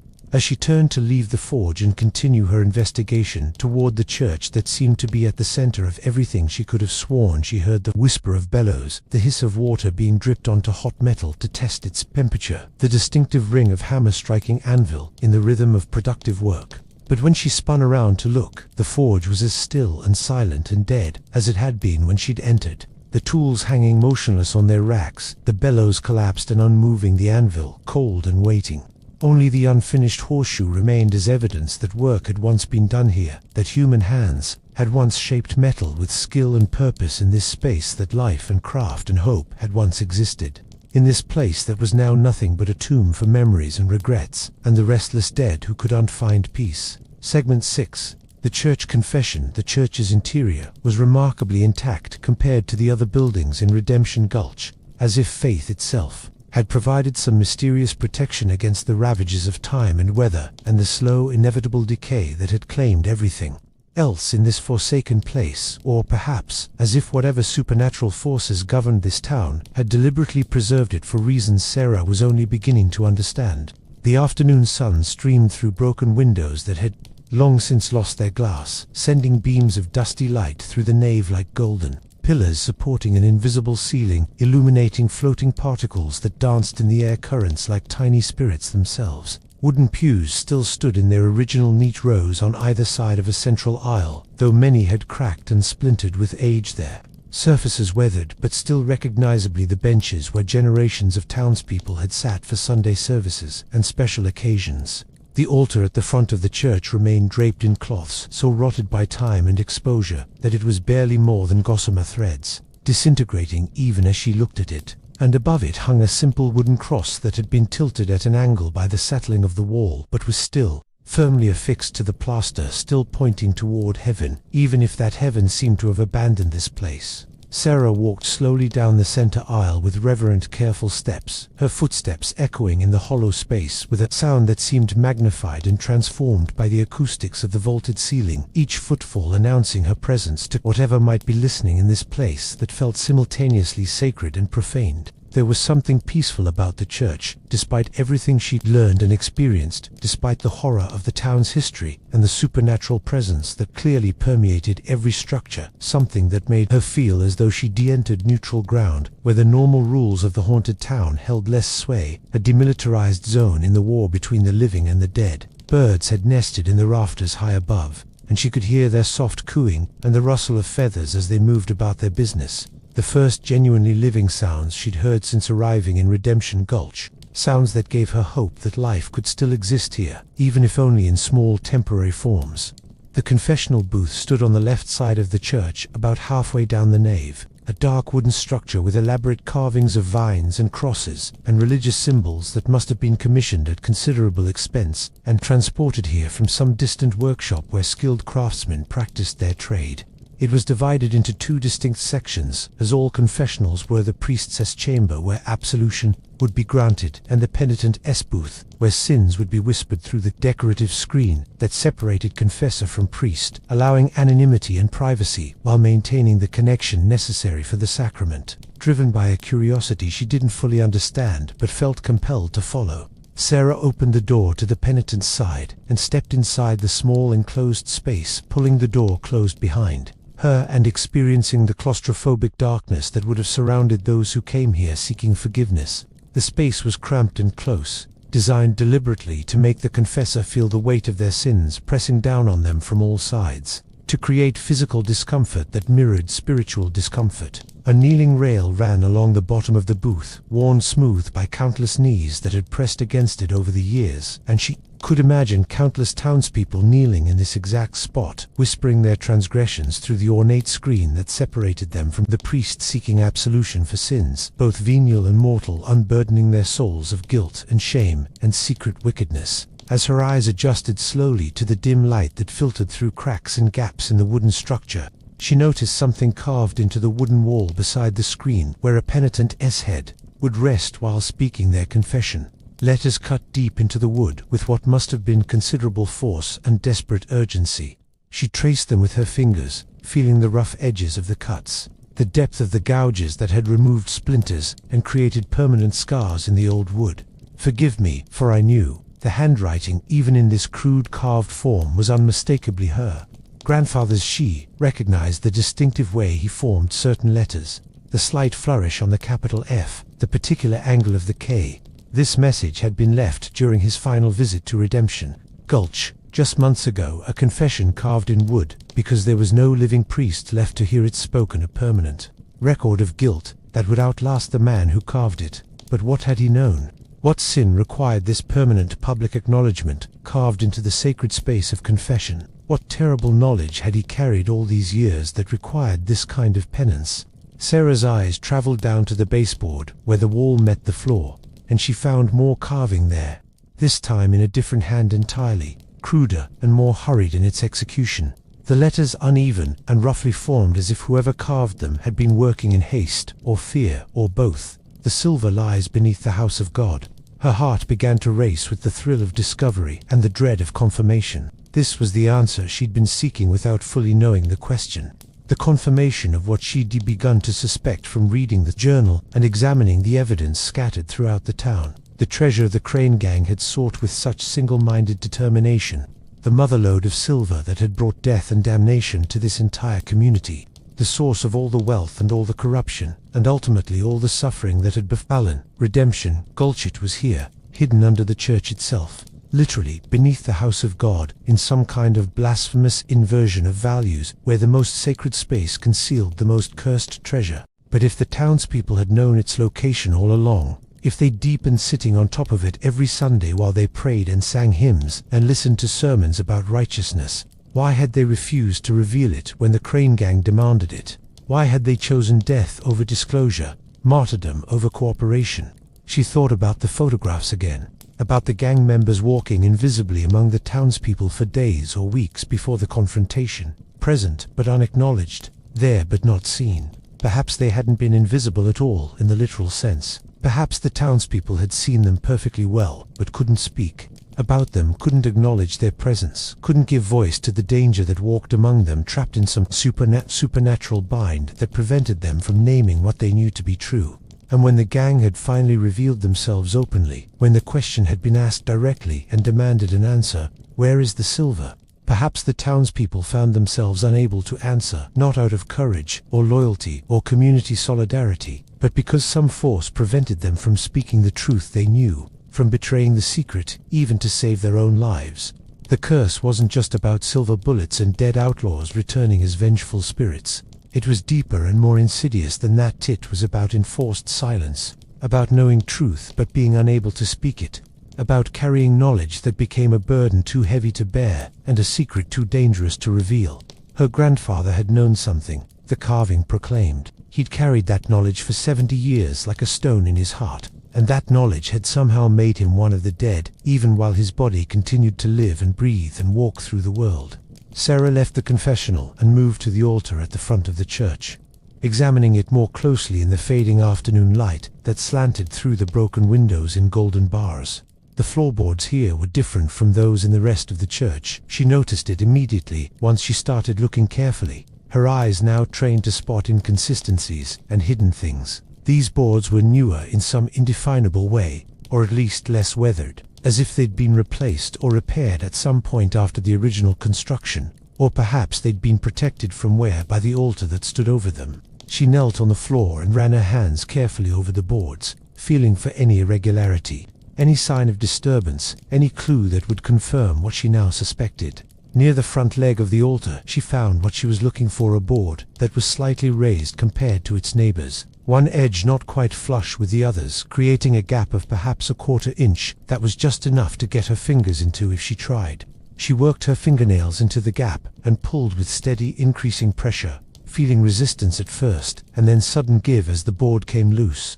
It lifted easily once she'd broken the initial seal, as if it had been lifted many times before, as if this was a well-worn path that multiple people had traveled over the years. Beneath the removed board was darkness that seemed deeper and more absolute than it should be, given the ambient light in the church, and a smell rose from the opening that was distinctive in strange earth and minerals and something else, something metallic and cold that she couldn't quite identify. Silver ore had a distinctive smell, according to things she'd read, almost like whetstone but with a metallic edge to it, and this matched that description perfectly. She reached into her pack for the flashlight she'd brought, clicked it on, and shined the beam down through the opening into the space below.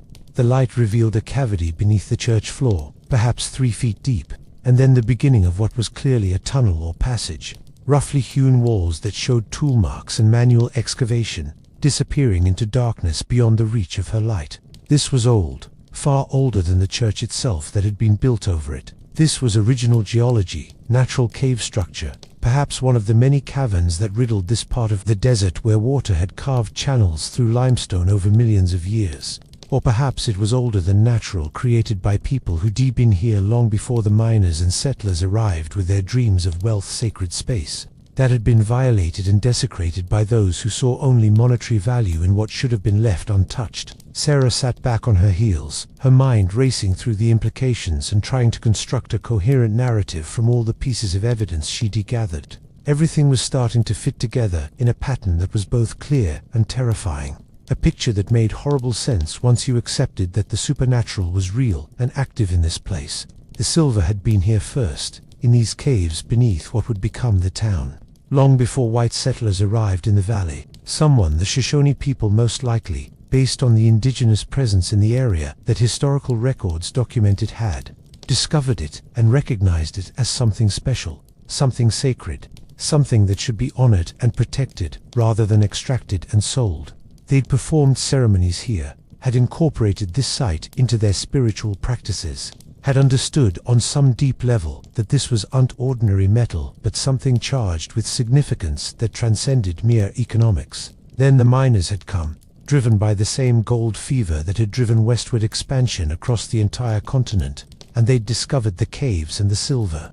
But they'd seen only wealth to be extracted, only opportunity to be exploited, only resources to be claimed under the doctrines of manifest destiny and property rights that gave them legal justification for taking whatever they could carry away. They'd driven out the indigenous people who tried to protect the sacred site, had used violence and legal mechanisms and the weight of governmental authority to clear the land of its original inhabitants. And they de-built their church, their monument to Christian civilization and moral righteousness, directly on top of the violated sacred space, literally constructing their house of God over stolen ground, adding sacrilege to theft, compounding one spiritual crime with another in a grotesque display of cultural dominance.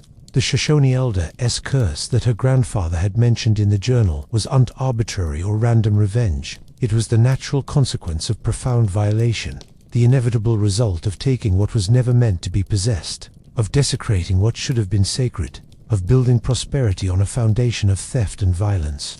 Some places and some things were not meant to be owned or sold or incorporated into the machinery of commerce and capital, and trying to do so created wounds in reality itself, tears in the fabric of the natural and supernatural order that had consequences no one could predict or control. The Crane Gang had brought the curse to Redemption Gulch. They were drawn to it like sharks to blood in the quarter, like carrion birds to a battlefield, attracted by the spiritual corruption that already existed by the unhealed wound that the town's founding had created. Perhaps they'd been human once, ordinary outlaws, driven by ordinary greed, but by the time they arrived here they'd become something else, something that existed in the space between life and death, instruments of a justice that was older and stranger and more terrible than anything human law could conceive. When the townspeople had tried to kill them with silver bullets, using the very substance of their crime as a weapon, turning the stolen sacred metal into instruments of violence, they had completed the curse, had sealed themselves into it,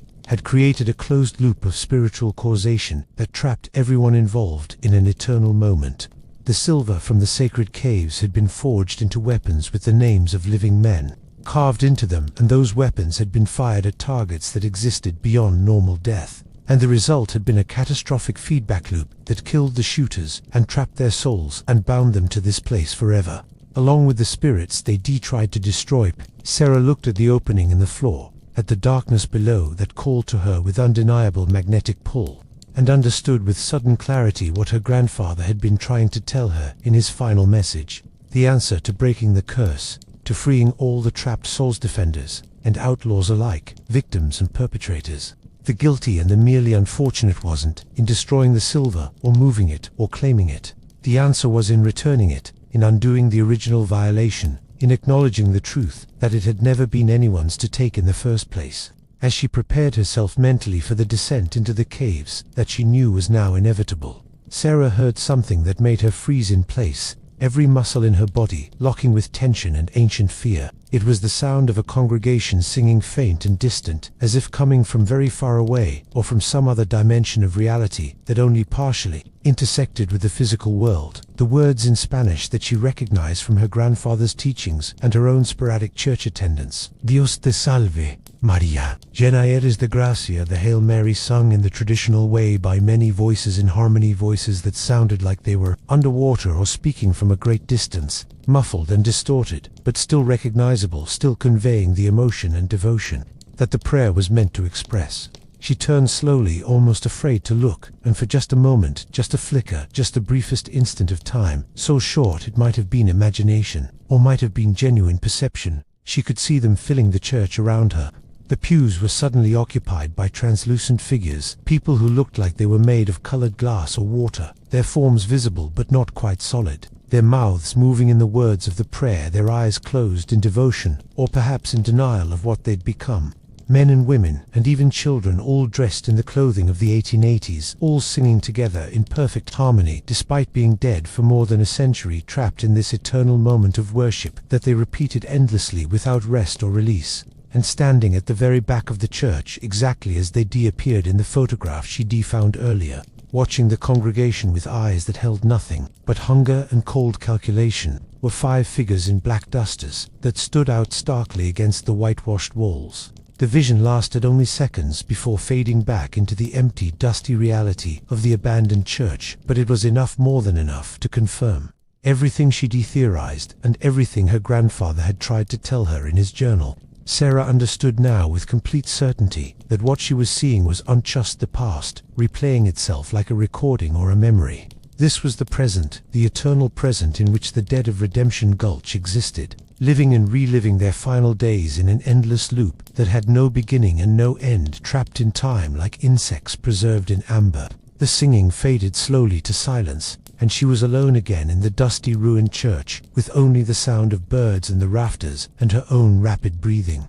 But carved into the wood of the confessional, written in the baseboard beneath the altar, and now branded into her memory with the force of absolute knowledge, was the truth. The silver lies beneath the house of God, and knowing its location had sealed this town's fate in ways both physical and metaphysical, creating a trap that had held souls prisoner for more than 100 years, waiting for someone to finally understand what needed to be done and have the courage to do it. Segment 7. The cemetery revelation behind the church, accessible through a gate that hung askew on broken hinges with its decorative ironwork. Twisted and corroded by decades of exposure to the elements, lay the cemetery of Redemption Gulch, the final resting place for bodies that had died but whose spirits had never found rest. It occupied perhaps half an acre of relatively level ground on the slope behind the church, enclosed by a Rottian fence, whose decorative spikes now pointed at odd angles where the metal had bent or broken. Some snapped off entirely and leaving jagged stumps like broken teeth in a skull's grin, creating a barrier that was more symbolic than functional, that wouldn't keep anything in or out, but merely marked the boundary between sacred ground and profane. Sarah walked slowly among the weathered headstones, reading names that her grandfather had mentioned in his journal with affection or respect, dates that confirmed what she already knew, that everyone buried here had died on the same day, July 16, 1889, the morning after the massacre, when the survivors had buried their dead before fleeing this cursed place forever. Every grave in the main section bore that same date of death carved into stone, a mass casualty event that had effectively killed the town as surely as it had killed the individual men who tried to defend it. The headstones themselves varied considerably in quality and elaboration, reflecting the social and economic diversity of the town's population and the different resources families had available for memorializing their dead. Some were simple wooden markers that had somehow survived the years despite being made of organic material, the names, barely legible after more than a century of exposure to sun and rain and wind, letters carved by hand with simple tools and rough skill. Others were carved stone brought at considerable expense from distant quarries, granite or marble that would last for centuries or millennia, testifying to the wealth that silver mining had brought to some families and the desire to leave a permanent mark that would outlast human memory. She found her great-great-grandfather's headstone among them, a well-carved piece of grey granite that must have cost a significant sum. Ezekiel Stone, Master Blacksmith, 1842 to 1889.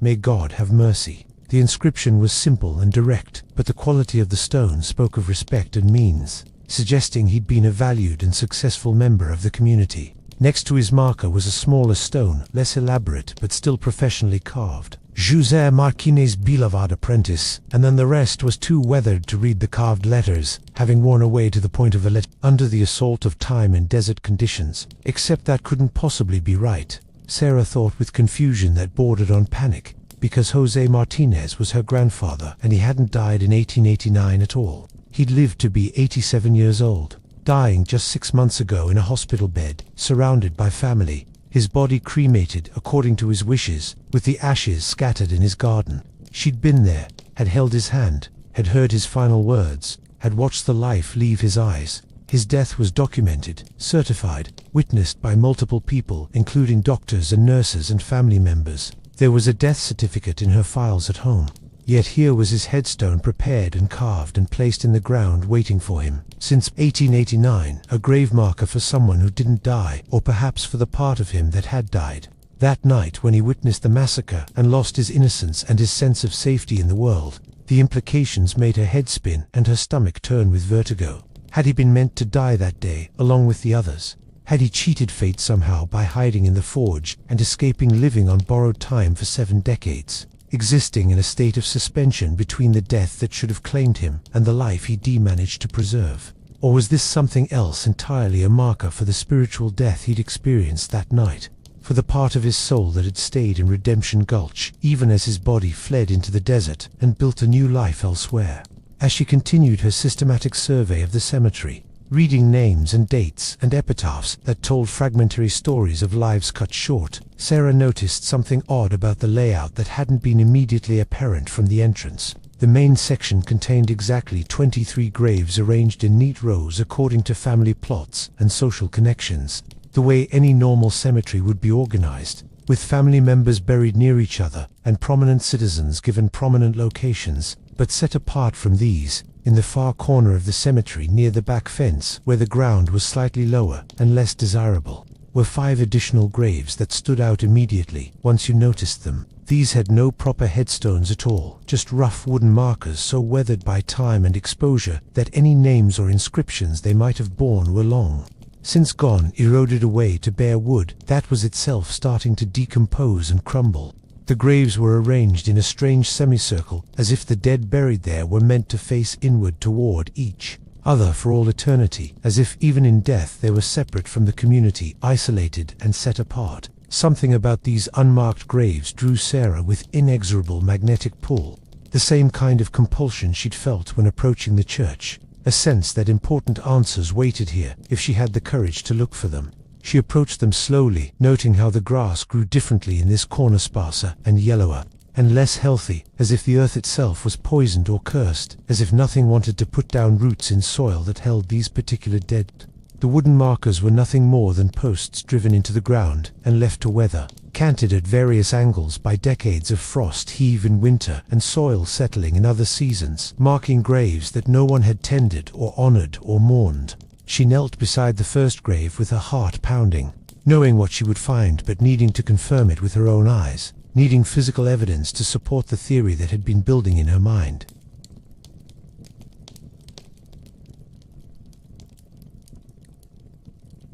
And her palms getting scraped and dirty, but she persisted with grim determination. The soil was dry and crumbly once she broke through the top crust, giving way more easily than she'd expected, and she dug faster, driven by desperate need to know the truth. 2 feet down, perhaps a bit less, her fingers struck something solid that wasn't rockwood, old wood that had been underground for a very long time. She cleared the dirt away frantically with increasingly frantic movements, revealing weathered planks that had been nailed together, hastily revealing the top of a makeshift coffin that was nothing like the proper caskets the townspeople would have been buried in. This was rough carpentry done in a hurry, just boards nailed together to contain a body, the kind of thing you'd demake when you had 5 corpses to dispose of quickly and no time or inclination for niceties or proper funeral customs.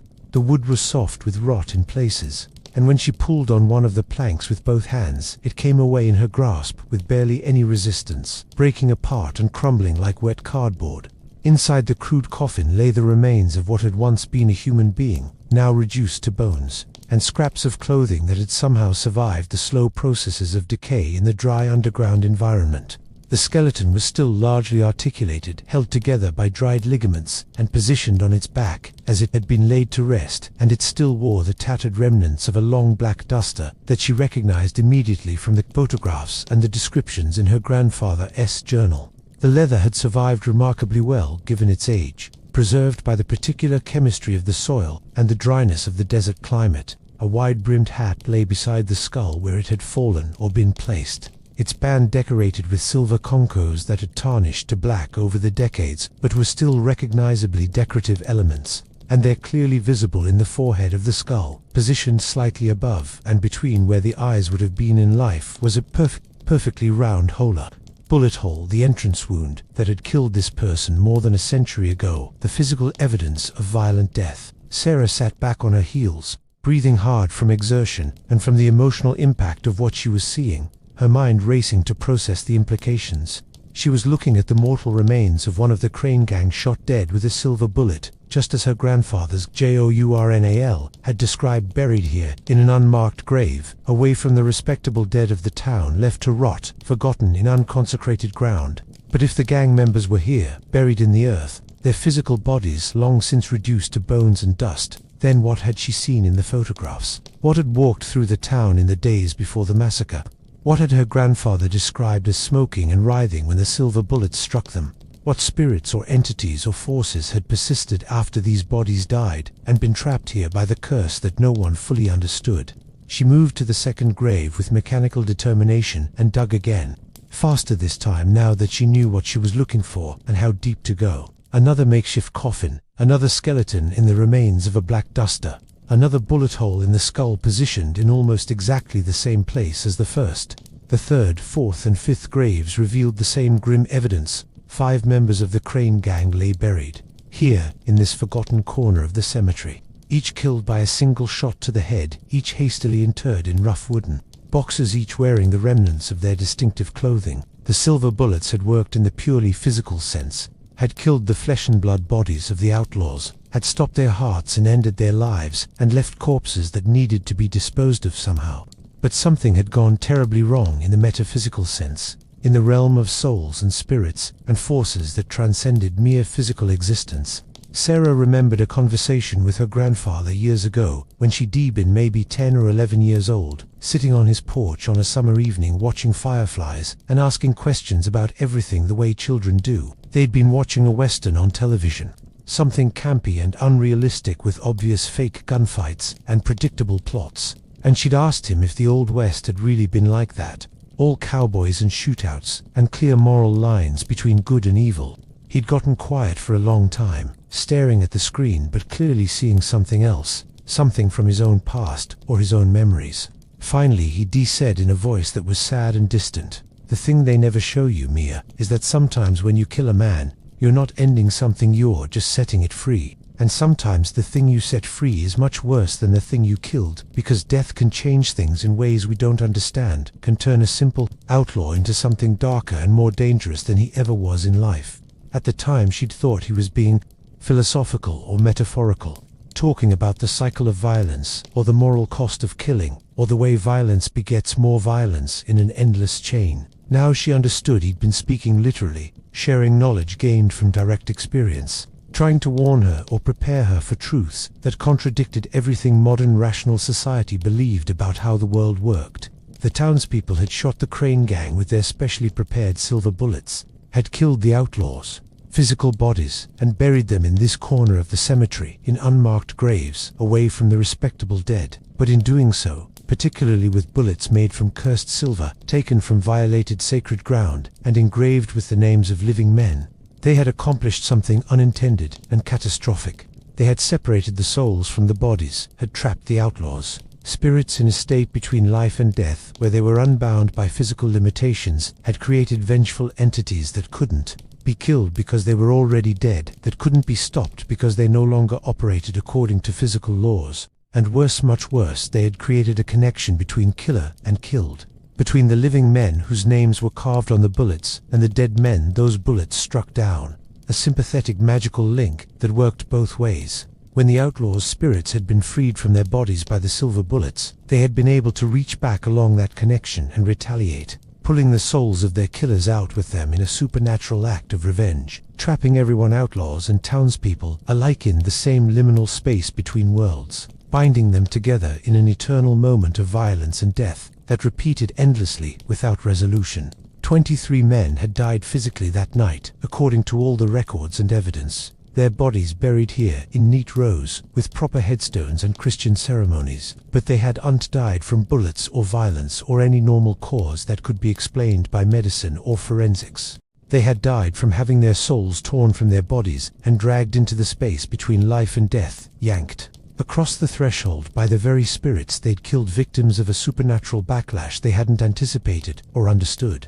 And in the century plus since that terrible night, all of them, the 23 defenders and the 5 outlaws, the victims and the perpetrators, the righteous and the wicked, had been trapped here together in Redemption Gulch, locked in an eternal cycle of approach and confrontation and death, unable to rest, unable to move on, unable to find peace or resolution or escape from the curse they'd all played a part in creating.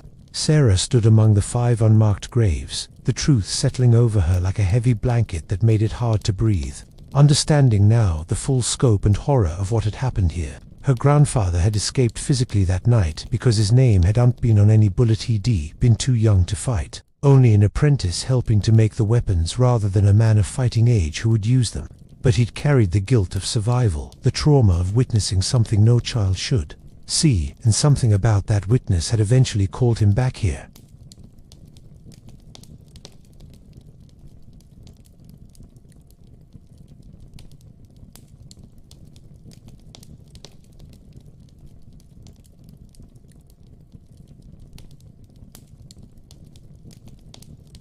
Perhaps he'd felt their suffering like a constant background radiation, growing stronger and more insistent as his own life wound down toward its natural conclusion.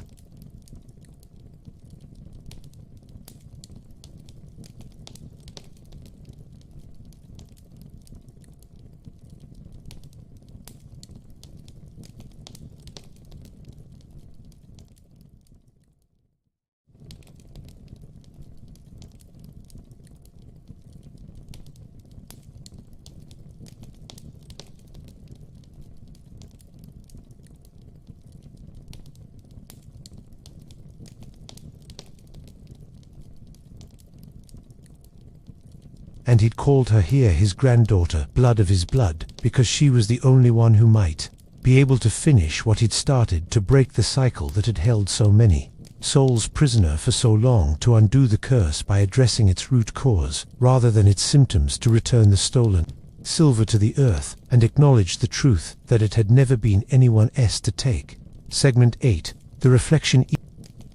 Evening was approaching as Sarah made her way back toward the center of town.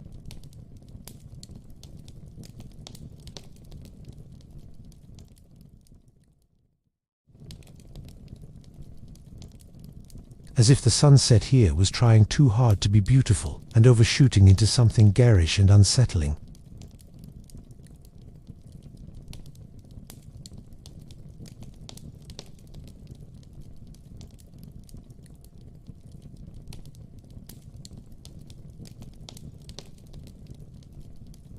She was drawn back to the saloon by a compulsion she couldn't entirely explain, pulled by the same magnetic force that seemed to guide all her movements in this place, as if invisible hands were steering her toward the revelations she needed to experience in the proper sequence. The revelations of the day had left her reeling, trying to process the impossible truth that seemed to reveal itself piece by piece, the massacre and the curse, and the trapped souls living in an eternal moment, the silver beneath the church and the bodies in the cemetery. The photographs showing ghosts among the living and her grandfather's claim that he was one of the dead despite having lived for decades after the event.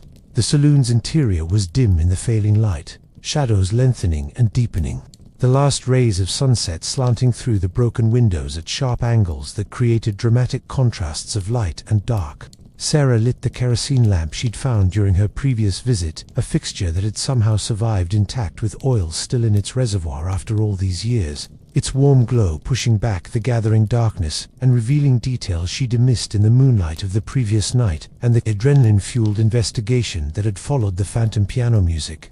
The bar was long and scarred as she remembered its surface, marred by decades of spilled drinks and cigarette burns and carved initials, and all the other marks that accumulated in any place where humans gathered to drink and socialize, a wooden record of countless evenings and interactions now silenced forever. Bottles still lined the shelves behind the bar in neat, organized rows, their contents long since evaporated or leaked away through imperceptible cracks in the glass, their surfaces now coated with the same omnipresent dust that covered everything in this tomb of a town, their labels faded beyond recognition by the sun that streamed through the windows during the day. The large mirror that hung on the wall behind the bar caught her attention as it had the previous night, its silvered surface spotted and tarnished in places but still largely intact and functional, still capable of reflecting images with reasonable clarity despite its age.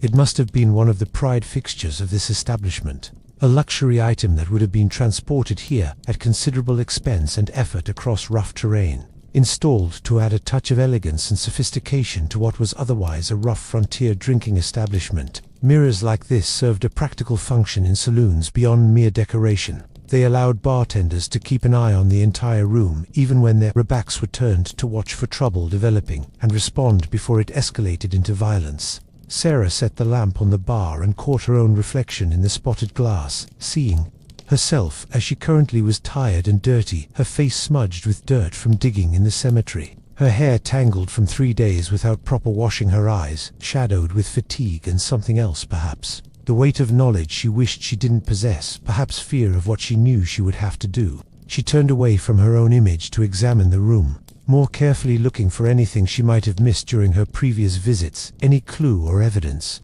that might help her understand the full picture of what had happened here and what she needed to do about it. When she turned back to face the mirror moments later, she froze completely, every muscle in her body locking with shock and primal terror that flooded her system with adrenaline. Standing behind her in the reflection, filling the saloon that had been empty just seconds before, were people, dozens of them, perhaps 50 or 60 individuals, packed into the space as if for a Saturday night social or celebration. She could see them with perfect clarity in the mirror's surface. Men in work clothes and Sunday suits, standing at the bar or sitting at tables. Women in long dresses with high collars and elaborate hairstyles, seated primly or moving through the crowd, even a few children. Despite this being a drinking establishment, the whole community gathered together in what looked like a moment of collective celebration, or perhaps collective dread. They watched her silently with expressions that were neither threatening nor welcoming, but simply expectant, waiting for something, their faces showing hope and desperation in equal measure. Sarah's heart hammered in her chest, loud enough that she was certain everyone must be able to hear it, but she forced herself not to spin around and look directly at the space behind her, understanding on some instinctive level that what she was seeing in the mirror wouldn't be visible if she looked at it directly, that this was how the dead communicated in Redemption Gulch, through reflections and photographs and other forms of captured or mediated reality, rather than through direct perception. She stared at them in the mirror, and they stared back at her with the patient attention of people who had been waiting a very long time for someone to arrive, who might possibly understand their situation and help them escape it. Most of the faces were unfamiliar to her, just people she'd never known or heard of, townspeople who'd lived and died before her grandparents were born. But she recognized a few from the photographs she'd examined in the studio. There was the family from the first portrait she'd viewed, the stern father and kind mother with their 3 children clustered around them, looking more relaxed and natural in this reflection than they had in the formal posed photograph. There was the photographer himself with his carefully maintained mustache, his eyes no longer proud and professional, but sad and tired, worn down by more than a century of imprisonment in this liminal space. There was the blacksmith, Ezekiel Stone, her great-great-grandfather, his powerful frame unmistakable even in this ghostly, translucent form, standing near the back of the crowd and watching her with an intensity that suggested he recognized her somehow, that blood called to blood, even across the barrier of death.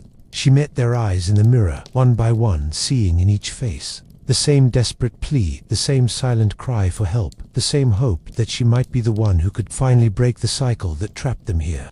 They needed her in ways she was only beginning to comprehend, needed her to see them and acknowledge them and understand what had happened to them. But more than that, they needed her to act, to do something concrete that would change the fundamental conditions of their imprisonment, rather than just bearing witness to their suffering. One woman in particular stepped forward in the reflection, moving closer until she stood directly behind Sarah's right shoulder, close enough to touch, if touching had been possible, across the barrier that separated the living from the dead. Sarah recognized her from one of the photographs she'd been standing in front of the general store, with a basket of vegetables in her arms, smiling at the camera with genuine warmth, capturing a moment of ordinary life that would soon be shattered forever. Now her face was solemn and aged by suffering that went beyond mere time, though her body appeared no older than it had been the day she died, trapped in the physical form she'd worn in her final living moment. The woman raised one translucent arm slowly and deliberately, pointing downward with urgent repeated gestures, her mouth moving, as if she were shouting, though no sound reached Sarah's ears, her expression becoming more insistent and desperate as she tried to communicate something vital across the barrier of death. Sarah looked down at the floor, where the ghostly woman was pointing with such urgency, following the line of her arm and finger to a specific spot on the wooden planks.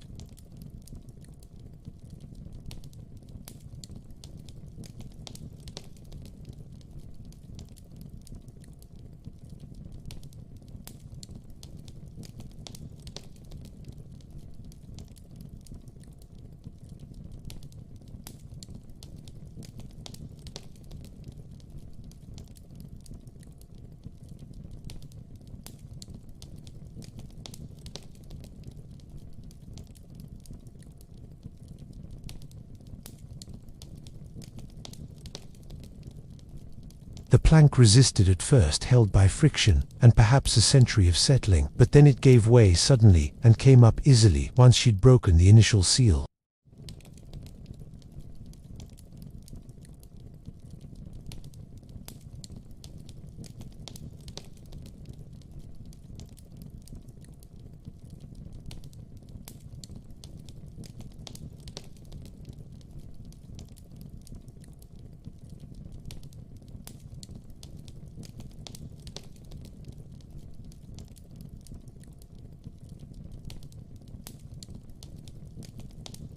She opened it with trembling hands, the pages crackling slightly as they separated after being pressed together for so long, and saw that it was filled with neat, precise handwriting in columns of numbers and names, a complete accounting of financial transactions and business dealings. It was the town's central financial records, she realized, a comprehensive ledger, tracking Redemption Gulch's collective economic activity, showing the ebb and flow of commerce over the years, the purchase of supplies and payment of wages and sale of silver, ore, and all the hundreds of small transactions that kept a frontier community functioning.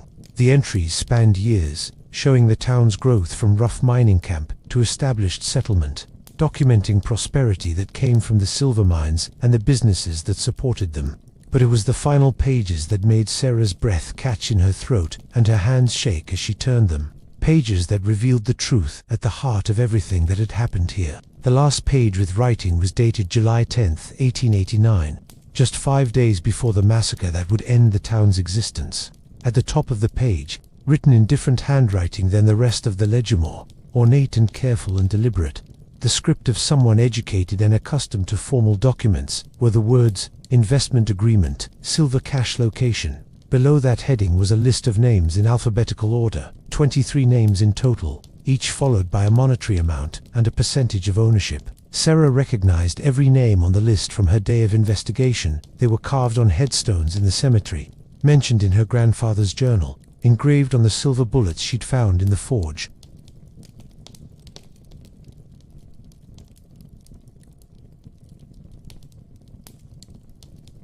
But this list revealed something crucial that recontextualized everything she thought she understood. This wasn't a random selection of defenders chosen because they were of fighting age, or because they were brave, or because they happened to be available when danger threatened. This was every single person who had a direct financial stake in the silver mine, every person who had invested money in the extraction operation, every person who profited from the wealth that came from the violated sacred ground beneath the church. Sarah turned the page with dread building in her stomach, and her blood ran cold at what she found written there. The next page was blank, except for a single long paragraph, written in a different hand from everything else in the ledger. Shakier, less controlled, more recent. The ink was fresher and darker than the rest of the document, less faded by time, and she recognized with a start that it was her grandfather's handwriting from his final visit to Redemption Gulch, his last attempt to document the truth before he died or passed fully into the realm of the dead. The Shoshone elder warned them. It read in letters that wandered slightly across the page, as if written by someone whose hands were no longer steady, whose body was failing, even as his mind remained sharp enough to bear witness. Before they drove his people from the sacred caves, where they had performed ceremonies for generations beyond counting, before they claimed the silver for themselves under laws that recognized only European concepts of property and ownership, before they violated ground that should never have been touched by human greed, he stood in the street of this newborn town and pronounced judgment in a voice that carried the weight of ancient power and ancient grief. Blood money brings blood, he said in English, so they would understand, so they couldn't claim later that they hadn't been warned. Those who profit from stolen earth will find no peace, even in death. The silver will bind you to this place with chains stronger than any metal, and you will hunger for what you stole, until the debt is paid in full, until justice is restored, until the balance is set right again. They laughed at him when he finished speaking, these proud miners and merchants and entrepreneurs who believed in progress and profit, and the manifest destiny that gave them the right to take whatever they could use more efficiently than its previous owners. They thought it was superstition, the ranting of a defeated people who couldn't accept the reality of their displacement. The last desperate curse of the conquered, who had no other weapon left to use against their conquerors. They didn't believe in curses or consequences that couldn't be measured in dollars and cents. They believed in geology and chemistry and metallurgy and economics. They believed in the power of capital and labor and technological progress to overcome any obstacle. They took the silver from the sacred caves and built their town directly on top of the violation. Built their church over the wound they'd created in the spiritual fabric of the world. And they counted their money and congratulated themselves on their success and their civilization. And they never once thought the bill would come due, but it did. It always does. The universe demands balance, and debts must be paid, and what was stolen must be returned, or the theft continues forever with interest accumulating beyond any hope of repayment. Sarah looked up from the ledger to the mirror, where the crowd of ghosts still stood watching her with those desperately hopeful expressions, and she understood now with complete clarity what her grandfather had taken 70 years to fully comprehend. The Crane Gang hadn't brought the curse to Redemption Gulch as an outside force of evil invading an innocent community. They were part of the curse, instruments of it, drawn to this place by the unresolved violation and the unpaid debt, attracted like iron filings to a magnet by the spiritual corruption that emanated from the stolen silver. Perhaps they'd been ordinary outlaws once, with ordinary human motivations, but by the time they arrived here they'd become something else, something that existed. In the space between life and death, agents of a justice that was older and stranger than any human law. When the townspeople had killed them with silver bullets, had used the very substance of their crime as a weapon, had tried to protect their stolen wealth with tools forged from that wealth. They had completed the curse rather than breaking it, had sealed themselves into an eternal trap. The silver from the sacred caves had been engraved with the names of the guilty and fired at the instruments of judgment, creating a feedback loop of violence and death that trapped everyone involved in an eternal moment. The woman who'd pointed out the ledger stepped back in the reflection, and another figure moved slowly forward through the crowd of ghosts to take her place at Sarah's shoulder. This one she didn't recognize from any of the photographs or descriptions. She'd encountered an old man, truly ancient, even by the standards of his time, with skin the color of aged leather and deep wrinkles that mapped a lifetime of exposure to sun and wind, with eyes that seemed to hold the wisdom of centuries and the sorrow of nations. He wore what appeared to be traditional Shoshone clothing in the ghostly reflection, or what seemed to be a spectral echo of such clothing filtered through time and death, and the translucent nature of his current existence. And around his neck hung a medallion or amulet that seemed to glow faintly with its own light, even though the man himself was as translucent and insubstantial as the other ghosts. The Shoshone elder, Sarah realized with a shock of recognition that bypassed rational knowledge and went straight to intuitive understanding. He was here too, trapped in the curse he'd pronounced so many years ago, unable to move on until it was resolved, his own spirit bound to this place by the very words of judgment he'd spoken.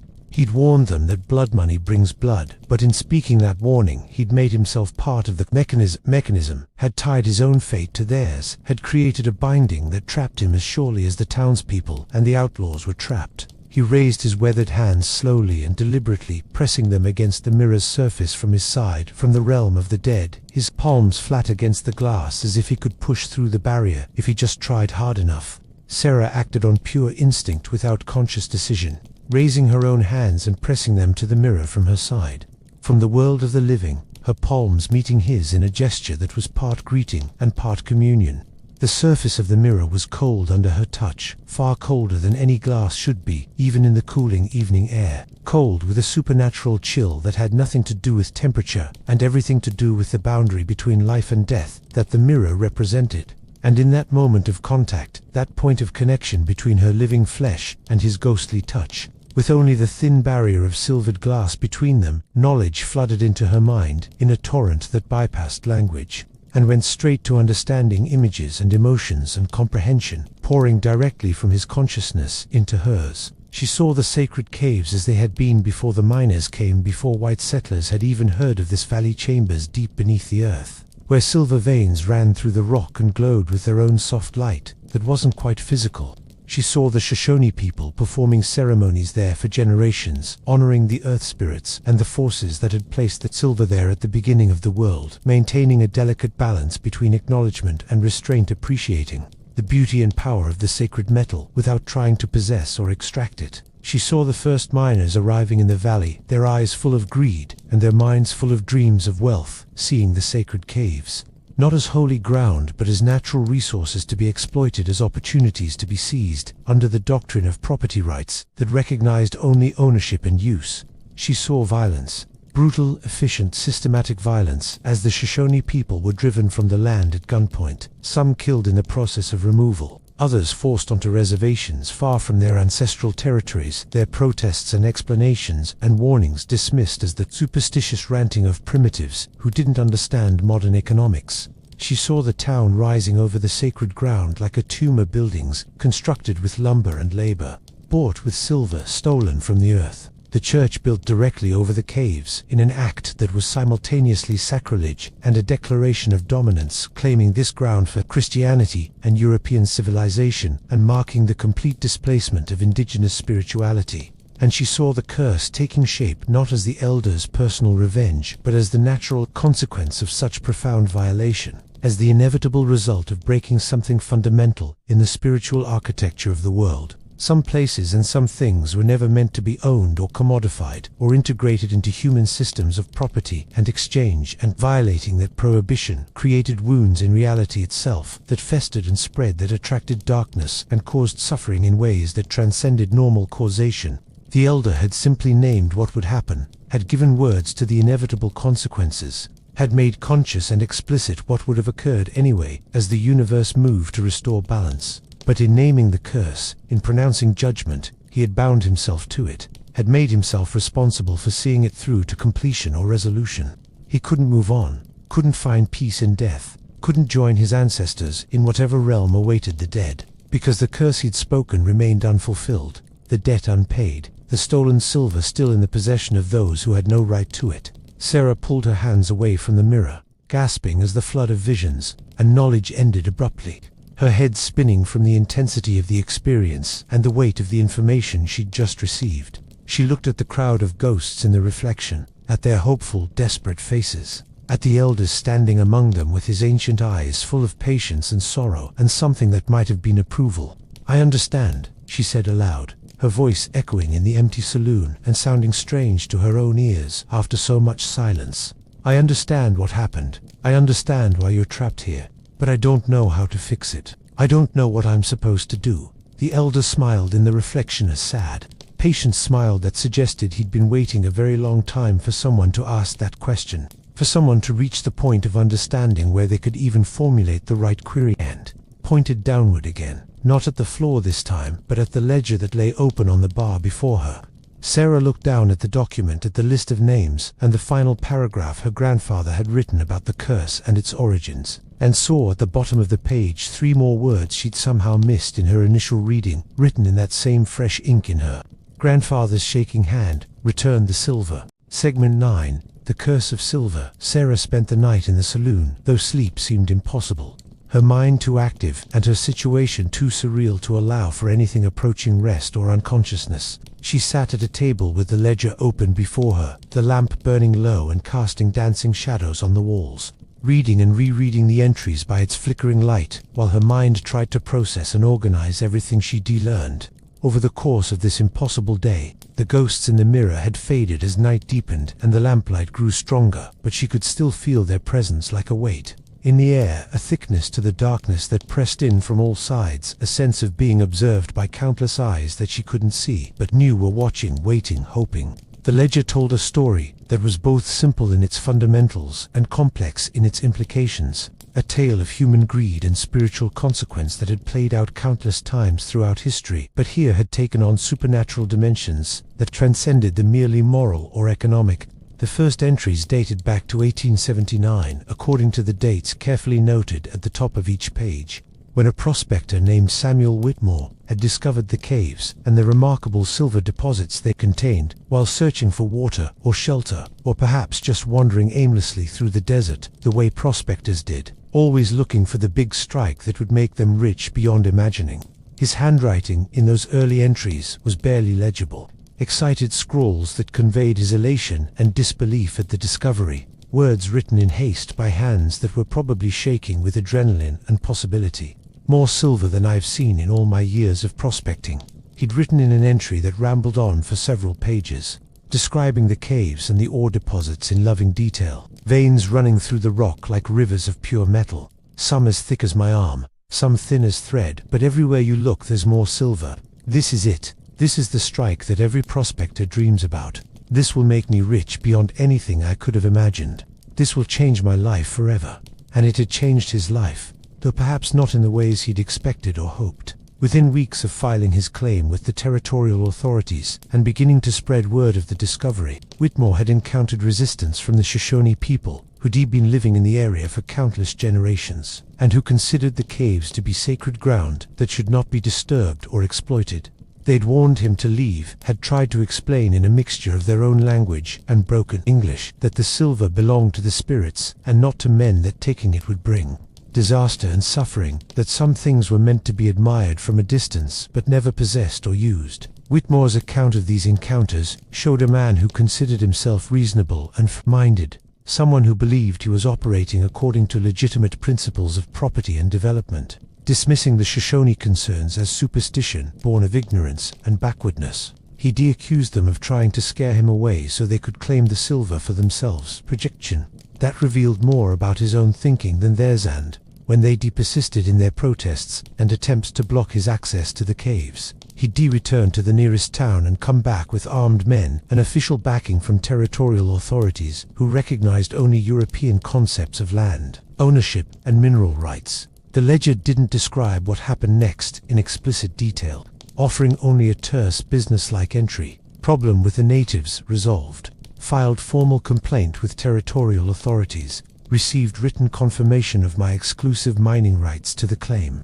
Work can proceed without further interference. Sarah knew enough history to fill in the blanks that Whitmore's sanitized account left empty. The resolution would have involved violence at minimum, possibly deaths. Certainly the forcible removal of indigenous people from land they occupied far longer than any European settlement had existed in the Americas. The territorial authorities wouldn't have cared about Shoshone claims or concerns or spiritual beliefs. They existed to facilitate white settlement and economic development, to transform wilderness into property that could be bought and sold and taxed.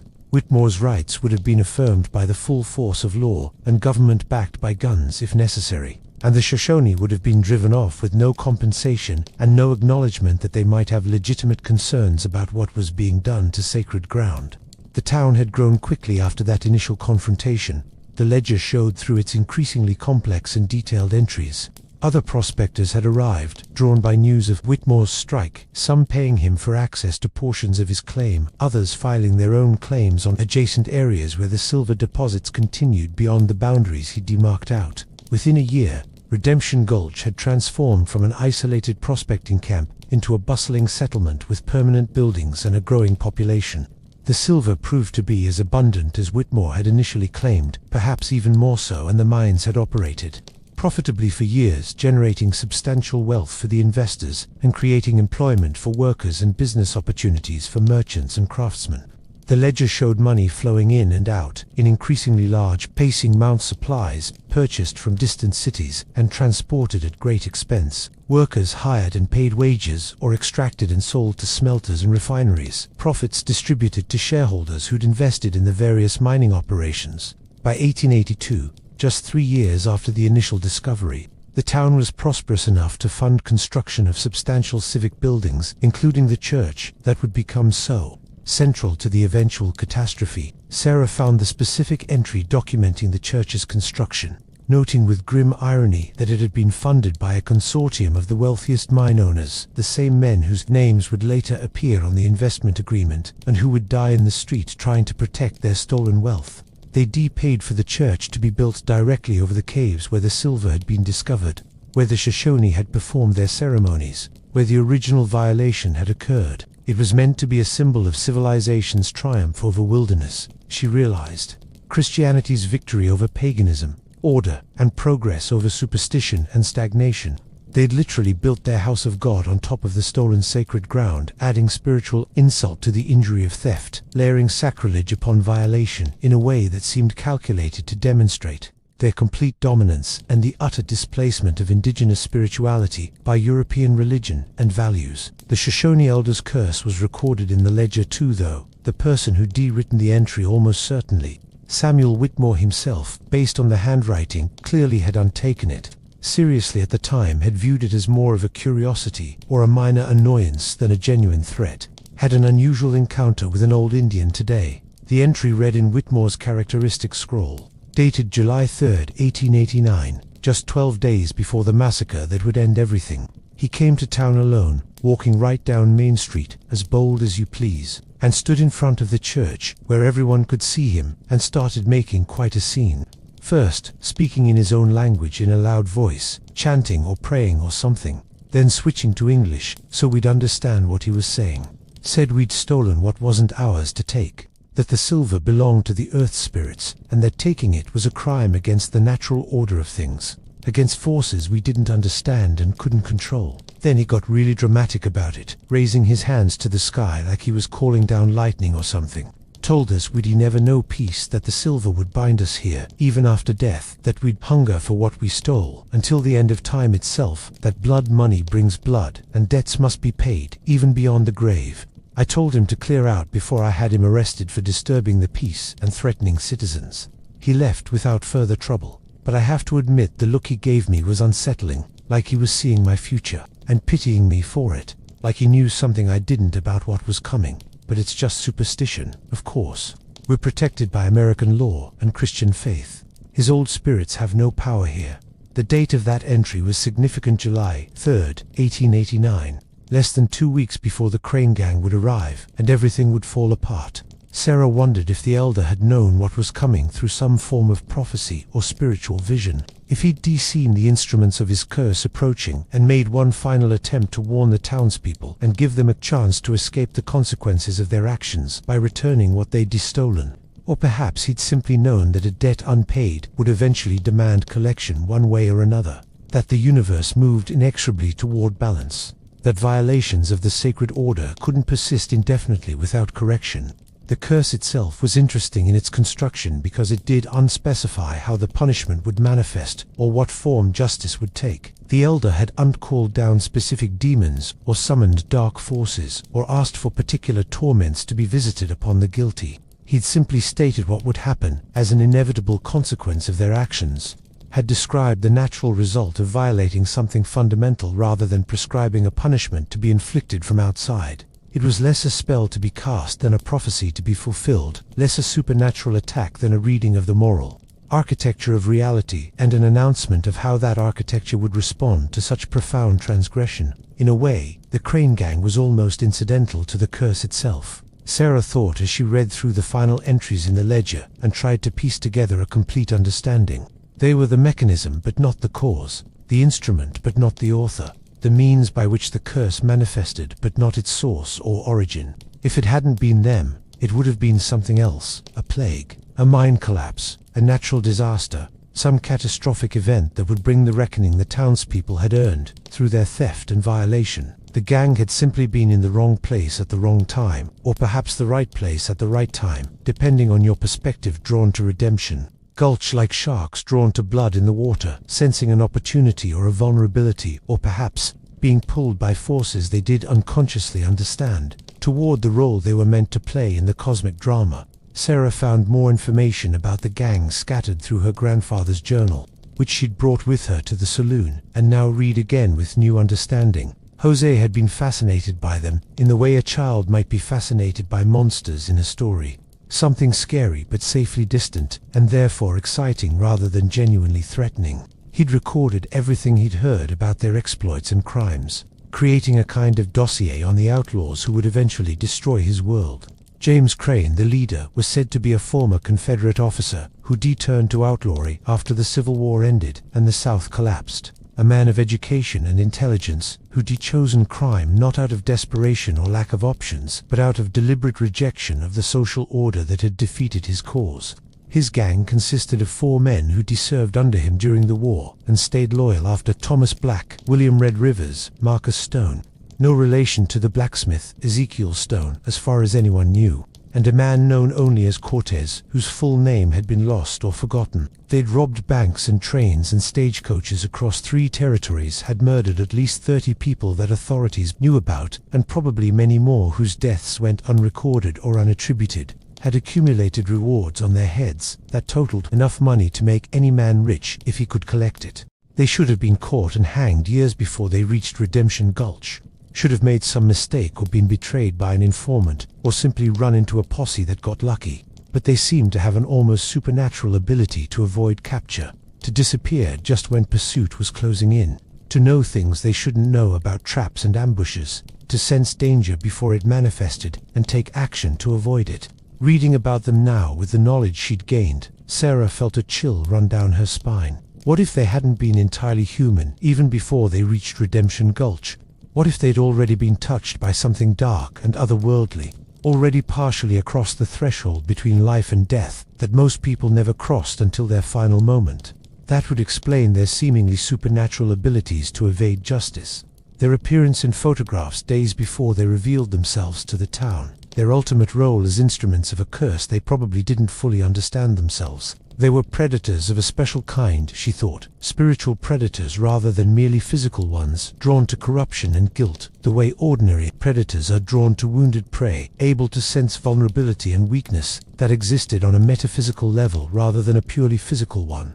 The townspeople of Redemption Gulch had made themselves vulnerable through their theft of the sacred silver, had opened a doorway in the spiritual fabric of reality, had created a weak point where the normal rules didn't quite apply, and things from other realms could slip through or manifest more easily. The Crane Gang had sensed that weakness, like dogs scenting fear, had been drawn to it, across hundreds of miles, perhaps without even understanding why they felt compelled to come to this particular town, and when they arrived, they found themselves playing a role in a drama that was much larger and stranger than any normal robbery or murder they'd committed before. When they'd ridden into town demanding the location of the silver, they hadn't just been after wealth in the ordinary sense, they'd been after the source of the corruption, the nexus of the violation, the thing that had drawn them here in the first place.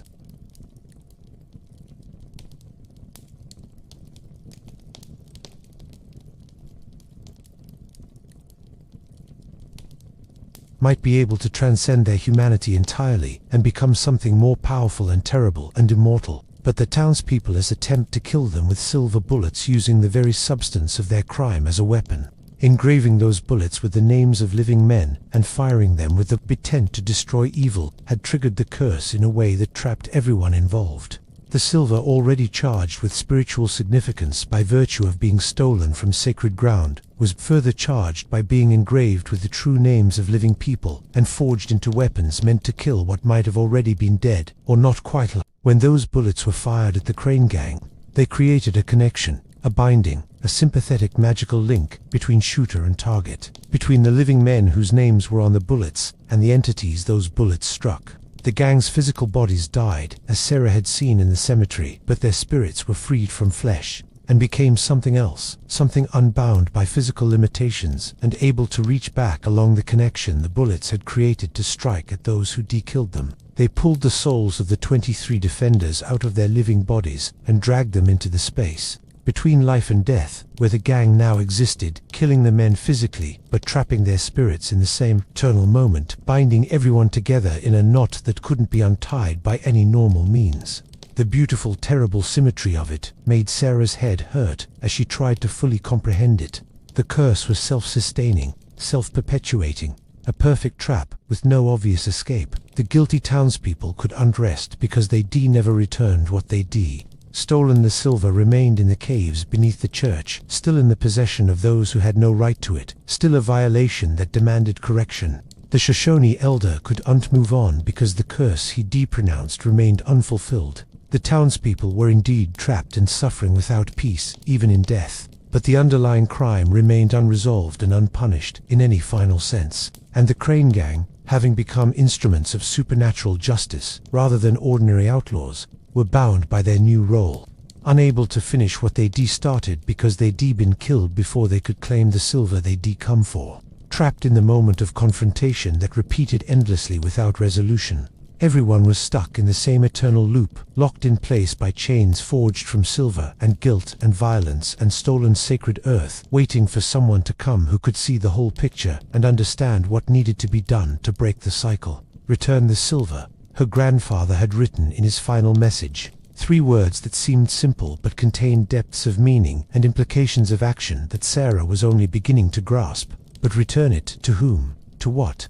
The Shoshone people who'd been driven from this land were scattered to reservations across multiple states, their descendants, probably having only fragmentary knowledge of this place and its history, their connection to the sacred caves, broken by generations of forced displacement and cultural genocide. Even if Sarah could somehow find them and convince them to accept the cursed silver from a place they might not even remember or have stories about anymore, how would that resolve the fundamental violation when the original relationship between people and place had been severed so completely? No, she realized as the first light of dawn began to creep through the saloon's broken windows and paint the eastern sky in shades of pink and gold. Return the silver didn't mean giving it to the displaced Shoshone descendants, didn't mean transferring ownership from one set of human hands to another. It meant returning it to the earth itself, to the sacred caves where it had always been meant to stay, acknowledging through action rather than words that it had never been anyone's to take, that some things existed outside the human systems of property and ownership and commerce that governed so much of the world. She would have to go down into the caves beneath the church, would have to find the remaining silver deposits that the miners had extracted before the curse stopped their work, and she would have to seal them somehow, make them inaccessible, return them to the earth in a way that ensured they could never be mined or claimed or possessed again. Only then would the violation be truly undone, the theft reversed, the balance restored, the curse fulfilled, and therefore ended. Sarah closed the ledger and rubbed her eyes, exhaustion making her thoughts fuzzy, despite the importance of what she was planning. The lamp was nearly out of oil, its flame guttering and smoking, but the dawn light was growing stronger and she no longer needed it to see. She thought about her grandfather, about why he'd finally come back to Redemption Gulch after 70 years of avoiding it, of building a life elsewhere and trying to forget.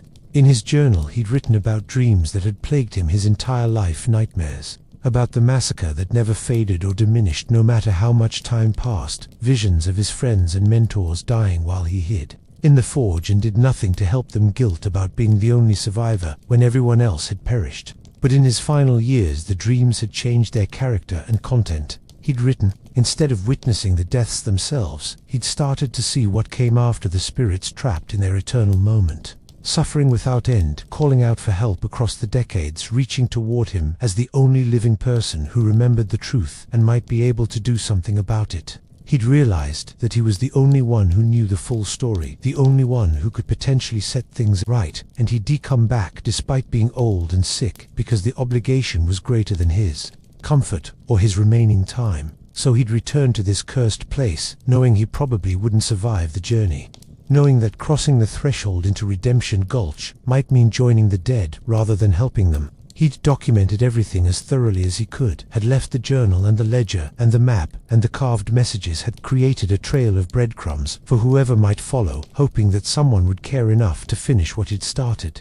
And then, his task of documentation complete, he'd allowed himself to join the trapped spirits, becoming one of them, perhaps by choice or perhaps by inevitability, betting everything on his granddaughter being brave enough and smart enough to follow where he'd led and complete the work he could unfinish alone. "I'm here, abuelo," Sarah whispered to the empty saloon as the sun rose fully above the mountains and flooded the room with morning light.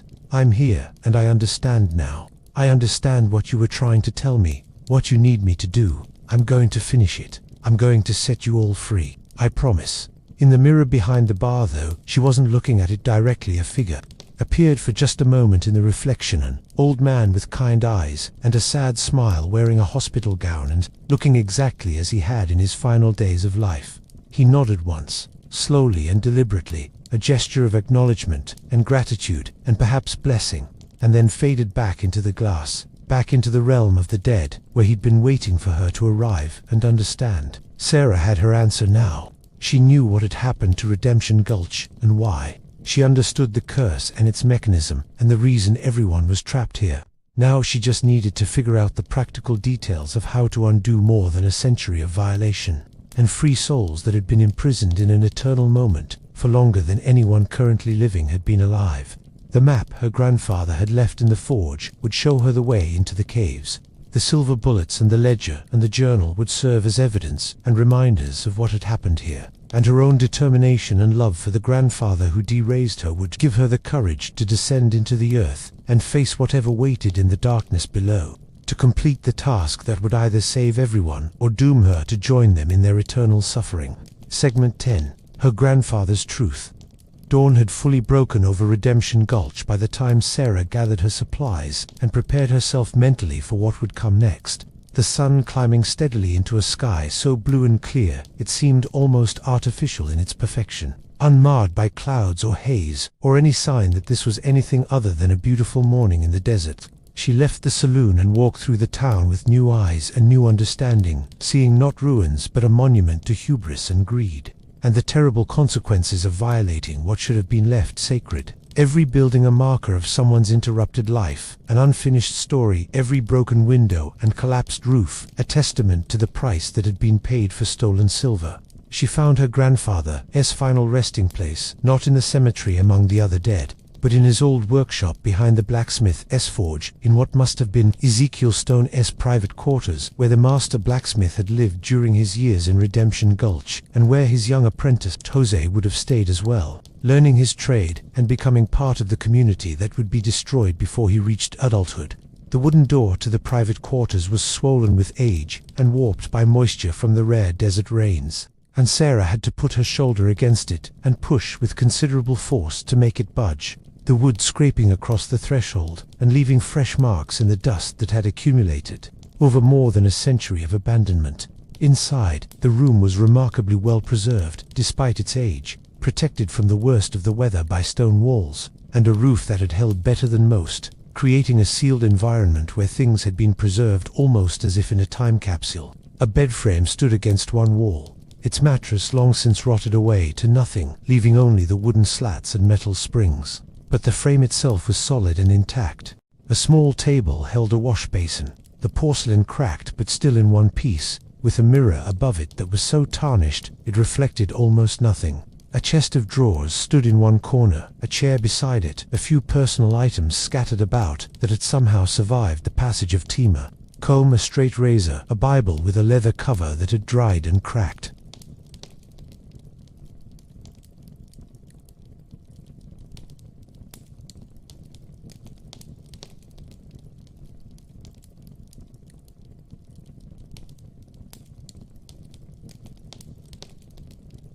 preserved by the particular conditions of temperature and humidity that had prevented normal decomposition and instead slowly desiccated the body until it was barely more than leather stretched over bones.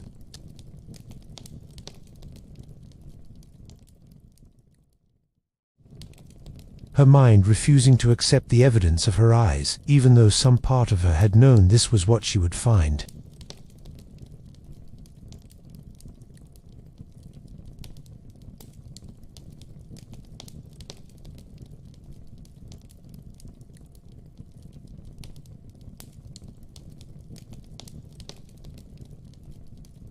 Pulled tight over the air bones beneath and shrinking away from the teeth to create a grimace that was almost a smile, but the features were still recognizable despite the mummification.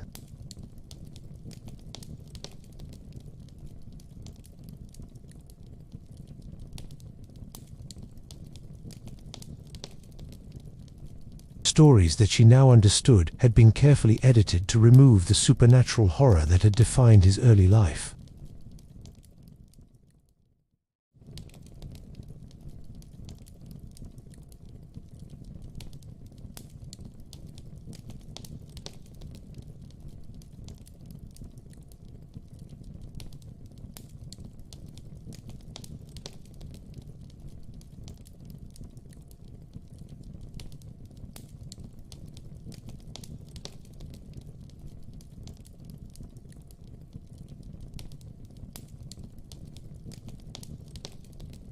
His mummified remains sitting in this abandoned building in a ghost town that he fled as a teenage boy and supposedly never returned to, except for that one final mysterious visit just months before his death. Unless Dansera felt her understanding shift and expand to accommodate this new, impossible reality, what had died in the hospital 300 miles away had been an empty shell.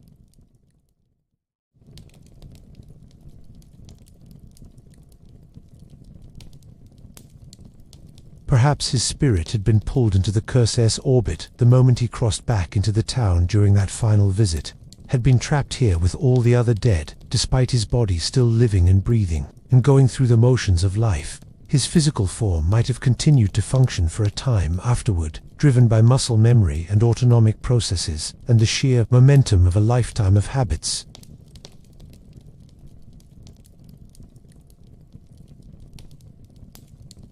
But the essential part of him, the consciousness and memory and personality that made him who he was, rather than just a collection of functioning organs, had stayed in Redemption Gulch.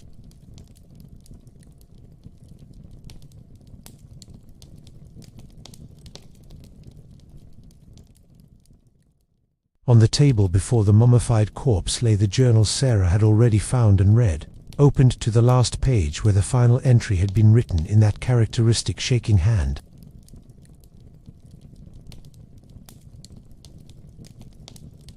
And the cave system beneath it, with all its passages and chambers carefully documented.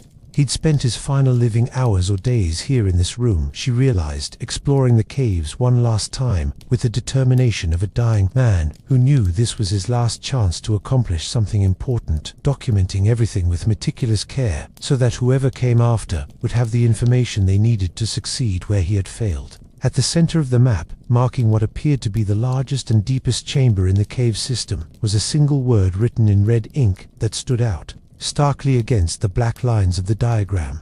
Here, Sarah picked up the map with trembling hands, being careful not to disturb her grandfather's body, though she knew rationally that he was long past caring about such things, and studied it closely in the morning light that slanted through the room's single window. The diagram was remarkably detailed and precise, showing multiple levels and branches of the cave system with measurements and notations about ceiling heights and passage widths and potential hazards. He must have spent considerable time underground during his final visit, she thought, mapping the caves with the thoroughness of a trained surveyor or engineer, despite being old and sick and probably in considerable pain.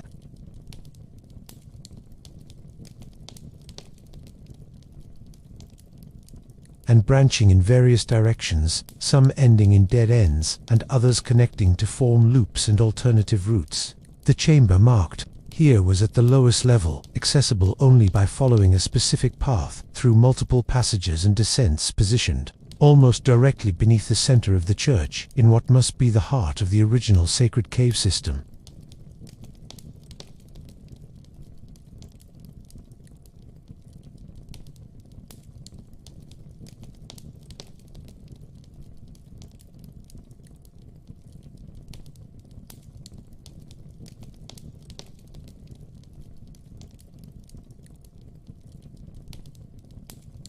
This was real death, undeniable and physical. The absolute end of a life, reduced to preserved remains that would eventually crumble to dust, as everything organic eventually did, given enough time. "I miss you," she whispered, her voice cracking with emotion she'd been holding back since arriving in this cursed place. "I wish you'd told me the truth while you were still alive. I wish you'd de-trusted me with this, instead of leaving me to figure it out alone after you were gone. I wish I could have helped you before it came to this." But even as she spoke the words, she understood why he hadn't told her, why he'd kept silent about Redemption Gulch and the massacre and the curse throughout all the years she'd known him. What could he have said that wouldn't have sounded like madness or dementia? How could he have explained that he was one of the living dead, that his soul was trapped in a ghost town in the desert, even though his body walked around and functioned and appeared normal to everyone who saw it? She would have thought he was losing his mind, would have insisted on medical tests to check for brain tumors or Alzheimer's or some other physical explanation for such delusions. Or worse, if she'd somehow believed him, she might have tried to help him while he was still alive and gotten trapped herself in the curse that had been waiting so patiently to claim him fully. Sometimes the truth was too strange to be spoken across the barrier of normal rational reality, too impossible to be believed without experiencing it directly firsthand. He'd done the only thing he could, waited until he was dying anyway, until his body was failing and death was inevitable, and then made one final journey to this place to document everything and leave clues for her to follow once she could no longer dismiss his words as the ravings of a sick old man. Looking around the small room more carefully with the systematic attention to detail that had served her well throughout this investigation, Sarah found other items her grandfather had left for her. Supplies and tools carefully arranged, as if he'd known exactly what she would need, and wanted to make sure she had access to everything necessary to complete the task. A leather bag containing rope that was still strong and supple despite its age, a modern flashlight with fresh batteries that must have been purchased during his final trip here.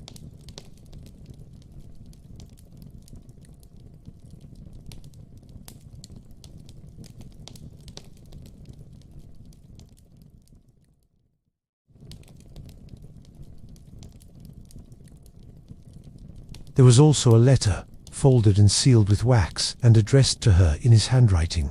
The envelope yellowed slightly with age, but still sealed and preserved.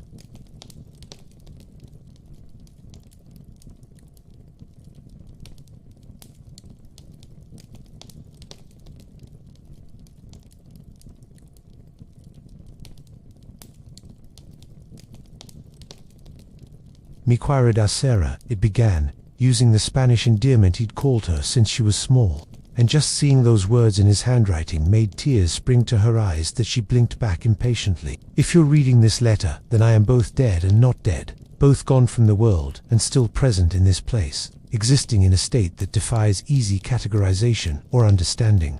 I'm sorry for the burden I've left you, for the task I'm asking you to complete, for pulling you into a situation that will test everything you thought you knew about reality and what's possible. But there was no one else I could trust with this, no one else who had both the capability to understand what happened here and the strength to do what needs to be done. Your parents wouldn't understand. They're too practical, too rooted in the world of the living, too certain that death is an ending rather than a transition. But you, Mia, you've always seen more than others, always believed in things beyond what can be touched and measured and quantified. That's why I know you can do this, even though it will be difficult and frightening and will change how you see the world forever. The map will show you where to go. The passages are stable. I checked them carefully during my exploration, and they survived for more than a century without collapsing, so they should hold for your journey as well. Use the rope when you need to descend the steeper sections, and trust the flashlight to show you the way, even when the darkness seems absolute and overwhelming. In the main chamber at the lowest level, you'll find the silver deposits that started everything, the ore veins, still in the rock where they belong, where they always belonged, where they should never have been disturbed by human hands or human greed. The townspeople never finished extracting it. All the curse fell before the work was complete. killing the miners and stopping the operation before they could strip the caves bare.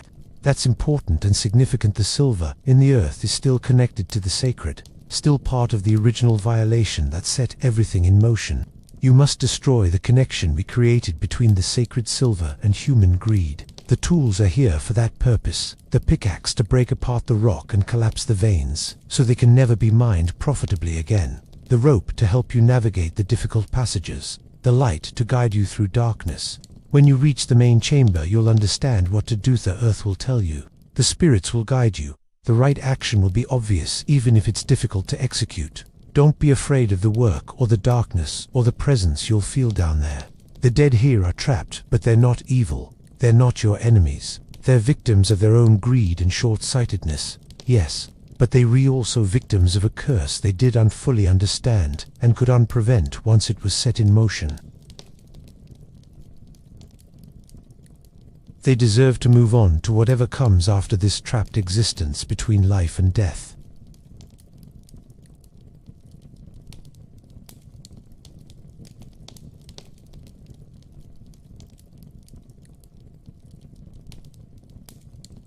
Even the Shoshone elder who pronounced the curse deserves to be free from the binding he created when he named the consequences of the violation. No one should be trapped forever in service of justice or revenge or balance. Even righteous causes must eventually end and allow all the participants to move forward. One more thing you should know, Mia, and this is perhaps the most important piece of information I can give you. When you enter the caves and descend to the lowest level, you'll be entering the space between life and death, where all of us are trapped. The liminal realm that exists parallel to normal reality, but operates according to different rules and different laws. You'll be able to see us there. See the dead as we truly are, rather than as reflections or shadows or partial manifestations. We'll be able to communicate more directly, to help you with the task ahead, to show you what needs to be done. But you must remember that you're still alive, still connected to the world above, still able to return to normal reality as long as you maintain that connection and do unsever it through fear or despair or too much sympathy with our condition. Don't be afraid when you see us. We can't hurt you. The living have a kind of immunity to our condition, a protection that comes from being fully embodied and connected to the flow of time in ways we no longer are. But we can help you, can guide you, can show you the truth of what happened and what needs to happen to break the curse that holds us all prisoner. Trust us, trust me. I love you, Sarah, more than I ever properly expressed during my life, when I was too busy working, or too proud to show vulnerability, or too caught up in trying to forget the past that haunted me. I'm sorry for the things I never said, for the distance I sometimes kept, for not being the grandfather you deserved and needed. But I am also grateful beyond words for who you've become, despite my failings, strong and brave and intelligent and compassionate enough to do this impossible thing I am asking of you. When it's done, when you've broken the curse and freed all the trapped souls and returned the silver to the earth where it belongs, go home to your own life, live fully and completely. Be happy in ways I never quite managed to be, always haunted by what I witnessed and survived. Remember us and honor us by telling our story if anyone will listen. But don't let our suffering become yours. Don't carry the weight of our tragedy beyond the time it takes to resolve it. Promise me that. Promise me you'll do this work and then let it go. That you'll save us and then save yourself by returning to the world of the living and embracing the life you still have ahead of you. Your abuelo, Jose, who loves you more than life itself and who will rest easier knowing you understand the truth. Sarah folded the letter carefully and tucked it into her pocket next to her heart, tears streaming down her face now without restraint or embarrassment, because there was no one here to see them except the mummified corpse of the man who'd written these words. She allowed herself a moment to grieve fully, not for the grandfather who'd died in the hospital surrounded by family, but for the traumatized boy who'd witnessed the massacre and lost everyone he knew, for the man who'd carried that burden in silence for 7 decades, for the spirit who'd waited patiently in this dead town for her to arrive and understand, and complete the work he'd left unfinished. Then she wiped her eyes with the back of her hand, picked up the bag of supplies he'd left for her, and stood with renewed determination and purpose. The map showed her the way into the caves. The tools would let her do the work that needed doing. The letter gave her the courage and the permission to do something that terrified her, but that she now understood was absolutely necessary. I'll finish it, She promised the still form sitting eternally in the chair, addressing not the empty shell of flesh and bone but the spirit she knew was somewhere in this town, watching and waiting and hoping. "I'll set you free, abuelo. I'll set all of you free. And then I'll go home and live the life you never got to live. And I'll remember you not as a victim or a ghost, but as the brave man who came back to face his worst nightmare because it was the right thing to do. Te amo, Simpri." And though his dried lips didn't move, and his empty eye sockets stared at nothing, and his mummified form sat as still and silent as it had for months, she could have sworn she heard his voice whisper in response, carried on a breeze that shouldn't exist in this sealed room. "I know you will, Mia. I always knew you would. Go now, and don't be afraid. I'll be with you every step of the way, guiding you from the other side, protecting you as much as I'm able. You're not alone in this. You've never been alone. Good night, travelers. May your own journeys through history continue to surprise and delight you, revealing the strange, the wonderful, and the deeply human in places you never expected to find them. Until we meet again in another corner of the past, another forgotten story waiting to be told. Sleep well and dream of mongooses guarding emperors, ravens speaking truth to kings, and all the other remarkable creatures who remind us that history is far stranger, far richer, and far more fascinating than we ever imagined. The past is never truly dead. It lives on in the stories we tell, the connections we remember, and the animals who, whether they knew it or not, helped shape the course of human events simply by being themselves. Safe travels, dear friends, and good night.